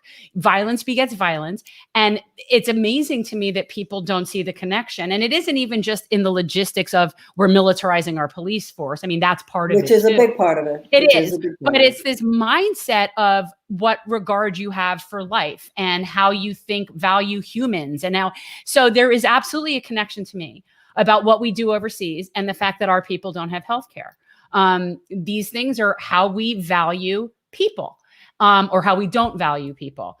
And they are connected. And so you can't have a violent society all around the world where you're drone bombing 8 countries and then be shocked when there's violence at home. Like, I think it's all connected. We mentioned this earlier in the show, Lauren. Marianne, would love your opinion. A lot of people like to say that Bernie hasn't done enough or that he should be doing more. If Bernie is able, unbelievable. If Bernie is somehow, if the senator from Vermont, the fact that we're talking about it, convince his good friend Joe that he is able to get vision, dental, and hearing into the next reconciliation package, well, I think that's the biggest victory for Medicare. I love that you did that. He does Bernie, he does Trump, he does Biden, and he does Bill Clinton. Well, you did Bernie great, so I'd love to hear the others. He does a good Bernie. It's my favorite. When he has the mask on and he's being Bernie, I actually like him more. It's very appealing to me. So let me show this to you for those of you who are maybe younger than 55. To someone like me, this hearing aid is what glasses might be to you. Right. It's no different. And for a person who needs hearing aids, without them, we couldn't work. We couldn't have the life that we could otherwise have. I don't think people know how expensive those are, by the way, because this was thousands of dollars. I didn't until my mom just went and told me. Of dollars. Yeah. So even when Biden said we're going to sell them over the counter, that was a big deal. So the fact that Bernie is out there fighting, the idea that anybody saying Bernie's not doing enough is so outrageous. Yeah. And what he's talking about, he's the reason we're even having this. That's right. The fact he's here, standing for dental, standing for eyeglasses, standing for hearing aids over a certain age. If you can't have eyeglasses or hearing aids, you basically really can't fully participate in society. Right. Yeah, it's a big deal. So that is, but the idea that people, it's like they're just never happy with anything. They like to just find fault instead of recognizing that 5 years ago, we weren't regularly talking about Medicare for all. That wasn't something that we were expecting. That wasn't something we were all out. It was not. And we are because of Bernie. Even I didn't really know enough. I mean, I thought that, hey, healthcare should be a right because others have it. And okay, so what if it is more expensive? And then because I kept hearing about it and learning about it, I learned, my goodness, it's so much cheaper to have a universal system than it is to have what we have. I just thought we could handle it with a public option and make that transition and then make the, expand Medicare and then to Medicaid. I think as long as there's the profit people in the middle, that they're just going to ruin it for the rest of us. Yeah. And there's no, Marianne, please. Well, I just think that we need a massive infusion of economic hope and opportunity into the life of the average person at this point. It's too late for incrementalism on any level. It's too late for incrementalism with the climate. It's too late for incrementalism on healthcare. It's too late. So many of the things that even Biden is doing, and they're going, wow, wow, wow, are things that the Democratic Party should have been doing 30 years ago, things that Bill Clinton should have done, things that Barack Obama should have done. And instead, they were, in many cases, part of the forces that were keeping them from being done. So at this point, anything less than, when they were talking about Nina, I heard somebody talking on one of the shows about her, and too far left. People want change too fast. Too fast. People have been suffering for decades. If a house is on fire, you can't get there too fast. Right. If somebody is in stage 4 cancer, you can't treat it too fast. So this dragging our feet to help men, women, and children and a planet that is in dire, 5-alarm fire, 4-alarm fire, whatever the expression is, to stand for not only bold action, but fast action. It is projected onto us. We want too much, too fast. And then it can pervert some people's personalities. I just think we have to be kind and loving and take no shit at the same time. I agree. I have this shirt that says I'm mostly peace, love, and light, and a little go yourself. And it's a great shirt. I wear it when I do my That's great. Yeah, I love that. Somebody, But that is we're uppity women, you and I, Jen. You and I are uppity women. At least we now know that there is somebody worth visiting the next time we find our way up in the DC area. Oh, we had fun with Max and Anya. We did. Oh, absolutely. Please come visit me. Please come visit me. Well, and again, speaking of, the coalition building, the last time we were up there was actually to go on Tim Pool's podcast. And you could say what you want about him, but, when 60,000 people are watching the live stream and over 500,000 people saw Jen, including people that were coming up to her when we were canvassing near Fort Lauderdale. Young people saying, I saw you on the Tim Pool show. That was cool. And now they hear. See, that's the thing that people don't understand. What is the point of just talking to people that agree with us all the time? I don't want to talk with people that agree. That doesn't do anything for me. So I will go on any show, talk to anybody. I will have any guest if I think that it will further discourse, bring in new people, whatever it is. My message is my message. So I got a lot of hate on that. I think I got called Karen. I think I got called Karen 3,000 times on the Tim Pool show. And then let me tell you, people rained holy hell on her for having a relationship with Vosh. And they hate that I like Vosh. Marianne, Vosh loves her. I mean, he would be he would probably be a mega fundraiser. He's another one that I don't understand why people hate him. I don't understand it. There's just, again, everyone is very, whatever. They're very much about the Puritanism and this idea that, well, if this person deviates away from the way that I see the world, then that's not good enough. But the way you have to look at it. What happened to a world where people just had an opinion? This idea that people have now. Oh, I love how many times people will say, "I'm very disappointed in you, Marianne." Because of your opinion. My opinion disappoint. Why should my opinion disappoint you? That's my opinion. You get to have your opinion. My opinion shouldn't disappoint you. Somebody's written books. It's shocking to see that online. I'm not used to. I'm used to the. You write a book, people buy it or they don't buy it. They like it or they don't like it. But every line you say on social media, somebody can. Oh yes. How can you think that? And I was canceled recently, and because I. What did you do? I suggested that Israel has a right to exist. That's not happy with people right now. They're not having it, unfortunately. No, that's the thing. And again, for those who don't understand, we're not going to go there now. We've said this a million times. there is a huge difference between supporting the Israeli people and supporting the Netanyahu or the Israeli government. That's a whole just like thing. there's a huge difference between supporting the Palestinian people and Hamas. And for the people who can't critique that properly, who think that it's an all or nothing nuance game, is dead. Yes, that's true. And let's face it, that's also people who have never been to the Middle East and do not understand that there's a complete. I just think it's different way of life. complicated, and I Netanyahu, don't. Netanyahu is no longer prime minister. Exactly. I believe that there is an Israeli left. I interviewed today Merav Michaeli, who is the head of the Israeli Labor Party. I look forward to putting that podcast out. And I'll have to check that out. The idea of the American left, the idea that if they think the only answer is that Israel should no longer exist, which they say is that they're not saying, but then if you look at what they're actually standing for, they are.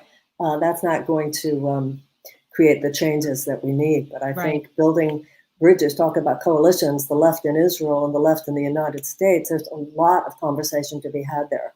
And I hope that we can help foster that. And I look forward to helping to introduce Merav Michaeli here in the United States. Thank you so much for coming on, Marianne. Absolutely. Always love to talk to you. And I'm really, is there any way, can we watch that on Saturday?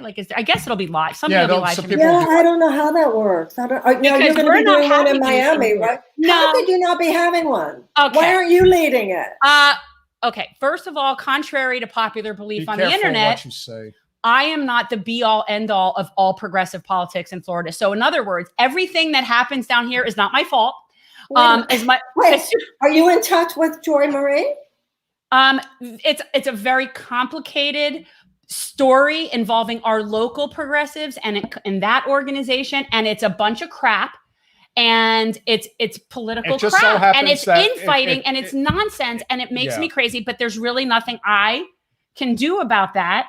And yet I'm being blamed for it because everything bad progressive in South Florida is my fault. Yeah, no, unfortunately, one of the people who is one of the biggest outspoken proponents who kind of just lives online and talks about how bad this movement is, happens to reside down here. So of course, it's a problem. Basically, it's pissing and shitting in the pool is basically what you. We have a lot of issues There's here. not much you could do about that. So it is what it is. Again, it's unfortunate. You just have to keep, again, I have no doubt. And I know that somebody's doing something right because both Alan Ellison and Alan Grayson are speaking at the rally in Orlando. Okay, well, so if 2 U.S. Senate candidates are speaking at that rally, good. That's a big deal. Right. So there are events in Orlando and Tampa. South Florida, we're us.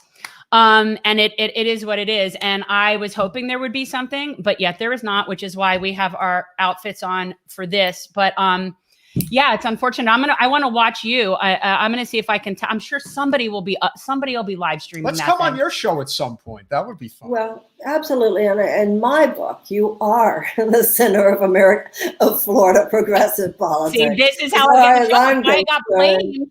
When people found out there's no thing here, I was apparently getting smeared for that. Like somehow it's my fault. Well, it's not. That's and again, when it's ironic that people do feel that way about Jen because the leader, even if it's not in name, of the Florida Democratic Party as it stands today is Debbie Wasserman Schultz. She does run the show. It's behind the scenes. I mean, she's not obviously. And if there's anybody who questions whether that's true or not, it is. Look no further than the person who is the chair of the state party right now, who is a Republican. And is only there because of Michael Bloomberg, and Michael Bloomberg and Debbie are like this. So our Florida Democratic Party chair is a Republican. How is that possible? Well, he's not. He doesn't say he is anymore. Oh, I see. But how is that possible? Manny Diaz. Look at the Manny Diaz, like a lifelong Republican, his whole life, and now all of a sudden, Miami, as a Republican. He's the one who thinks we ought to bomb Cuba or something. 2 statements. One statement alludes to the fact this is our Democrat chair that we need regime change in Cuba. That's number one. Number 2, that the progressives can F off. Like he literally said that in an op-ed today. So that's the head of our state Democratic Party. So as far as I'm concerned, yeah, this is like if we're Florida. Yeah, if you didn't know who actually said it, you would think, oh, this is probably Marco Rubio who made a statement like this. But as it turns out, it wasn't. It was actually Debbie supports regime change too. I mean, she's come out and said that multiple times. But as you know, Debbie is very cunning in how she operates. She's not, you could say what you want about her, but she's actually a very shrewd operator. Oh, she's shrewd. And so she's very often not going to be the one holding, she's not going to be the one holding the bag of money, if you will. It's going to be somebody else. She has carriers. Yeah, she definitely, and her power's not what it used to be, but it's just a question of when we eventually build a big enough movement where her movement doesn't last anymore. And again, as you know, it's a lot different in South Florida. It's very transient, it's a lot older, and people are conservative to a degree. But it is changing, and that's what we're trying to do. So the more we build these coalitions, the less, the closer we're going to be to ultimately not seeing her in power anymore. This would be the goal. That's really funny. Well, you guys just keep talking because you have magic and you have charm, as you said before. That's what I think about you. You're fun to listen to, and you're easy to listen to, and you're interesting to listen to. And just keep talking and know that it's never for naught, because I learn from you every time I listen to you. I learned something I didn't know before. Always. And I always leave being around you, whether I'm on the show or I'm listening to you and I'm not on the show, I feel more encouraged. Good. It's so important that you're there. I'm excited. Look, I can now put that like on my butt. Marianne Williamson feels encouraged by me. Like, this is a big thing. Well, I did when you were running for Congress, Donnie. I mean, we met then, and I endorsed your candidacy. I think it's, we just, it's an assembly line. It's you might not be there when the cap is put on the ketchup bottle, but we're putting the label on the bottle. Right. It's all a part of it. Yeah, it's all part of it. Like you said, the revolution is happening. It is. We really hope everything goes well on Saturday. I'm watching. Again, March for Medicare for All, guys. Everybody, Mary, they're all over the United States, all over. M4all.com. Let me put that in the chat. Everywhere but here. So that's M4all. Yes. .com. Or .com, yeah. .com. Isn't it right? And Susan Sarandon will be in New York, and all kinds of great people everywhere. Marianne, I just have to say, and Jen and I observed recently what you did for Donziger. I mean, we had Steve on the show. What you and Susan did for him is obviously, what can you say? I mean, she, as much as any successful actor in that world, has put herself out there more than anybody else, especially at her level as an Oscar winner and all that.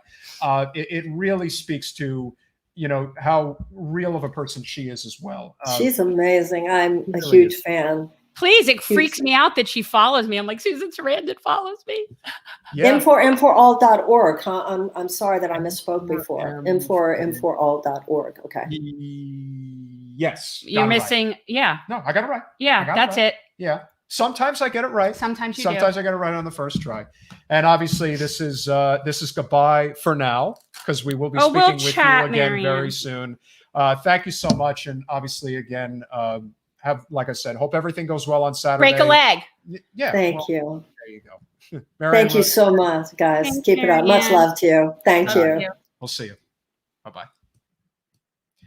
Yeah, I mean, again, love Marianne. How could you not? I mean, like I said, that's again, like I don't understand why but people again, don't it's like as we spoke to earlier. So many people in politics, especially in left politics, they live to be miserable. Well, and I think that's a big problem. And it's like when you have joy and you have uplifting message, we can't have that. Resonate. We can't have that. You should revel in. We got to squash that. We got to squash that hippie as shit. As silly as it is, and as cliche as it is, when he's feeling it. Even when I tell people that I'm going to make America great again, it's a tremendous message. It's a great message, and everybody loves the message. It's a really great message, but we have a very important message for you. Very important message. Medicare for all. That's our message. Medicare for all. Terrible idea. You want Trump care. Trump care. Trump care. When I tell you, Trump care's much better, and it doesn't cost as much. And we're going to totally pay for it. Because it sucks. But what you really want to do, and I happen to like Jen. She's okay. She's an okay person. Patreon.com. I was going to say, and I don't know if you see. Oh, I don't like dogs. I'm the first president to not have a dog in the White House. Okay, so guys, anybody, please be a Patreon. Do you have our thing up? Yeah, we'll totally put that up there. Okay, so we obviously are suppressed. In fact, So I go to put up the Mm. video that we just did where we were talking with Kevin Gossola about the Julian Assange update. And when I go to put it up on YouTube, so it automatically doesn't get monetized because you mentioned Julian Assange. Oh, So- that's terrible. Right. It is. It's terrible. So guys, if you can, be a Patreon, $5, $10 a month. We're, you know, look, we're just trying to get information out there. We're just trying to do our thing locally. We do a lot of service, but while supplies last, the Lulu sticker, everybody gets the Lulu Look at that! sticker. Look at that beautiful white dog, white power, people. Totally Oh, white power. Lulu is all about She's white all power. about the white power. Lulu is And you all about totally white want to power. support this podcast. It's really great because you get to see me. And who's better than me? Nobody. Remember, So 2024. We're going to make America great And again. by the way, so- again. Excuse me, I'm talking. I want We are going to make America I'm gonna great stick this on again. here. Again. Can you believe it? What a great slogan. So guys, and I totally came up with it on my own. Make brilliant. America great again. What if I put it It's over the gonna happen, mouth? people. I totally that's white stuff. I don't like white stuff on my face.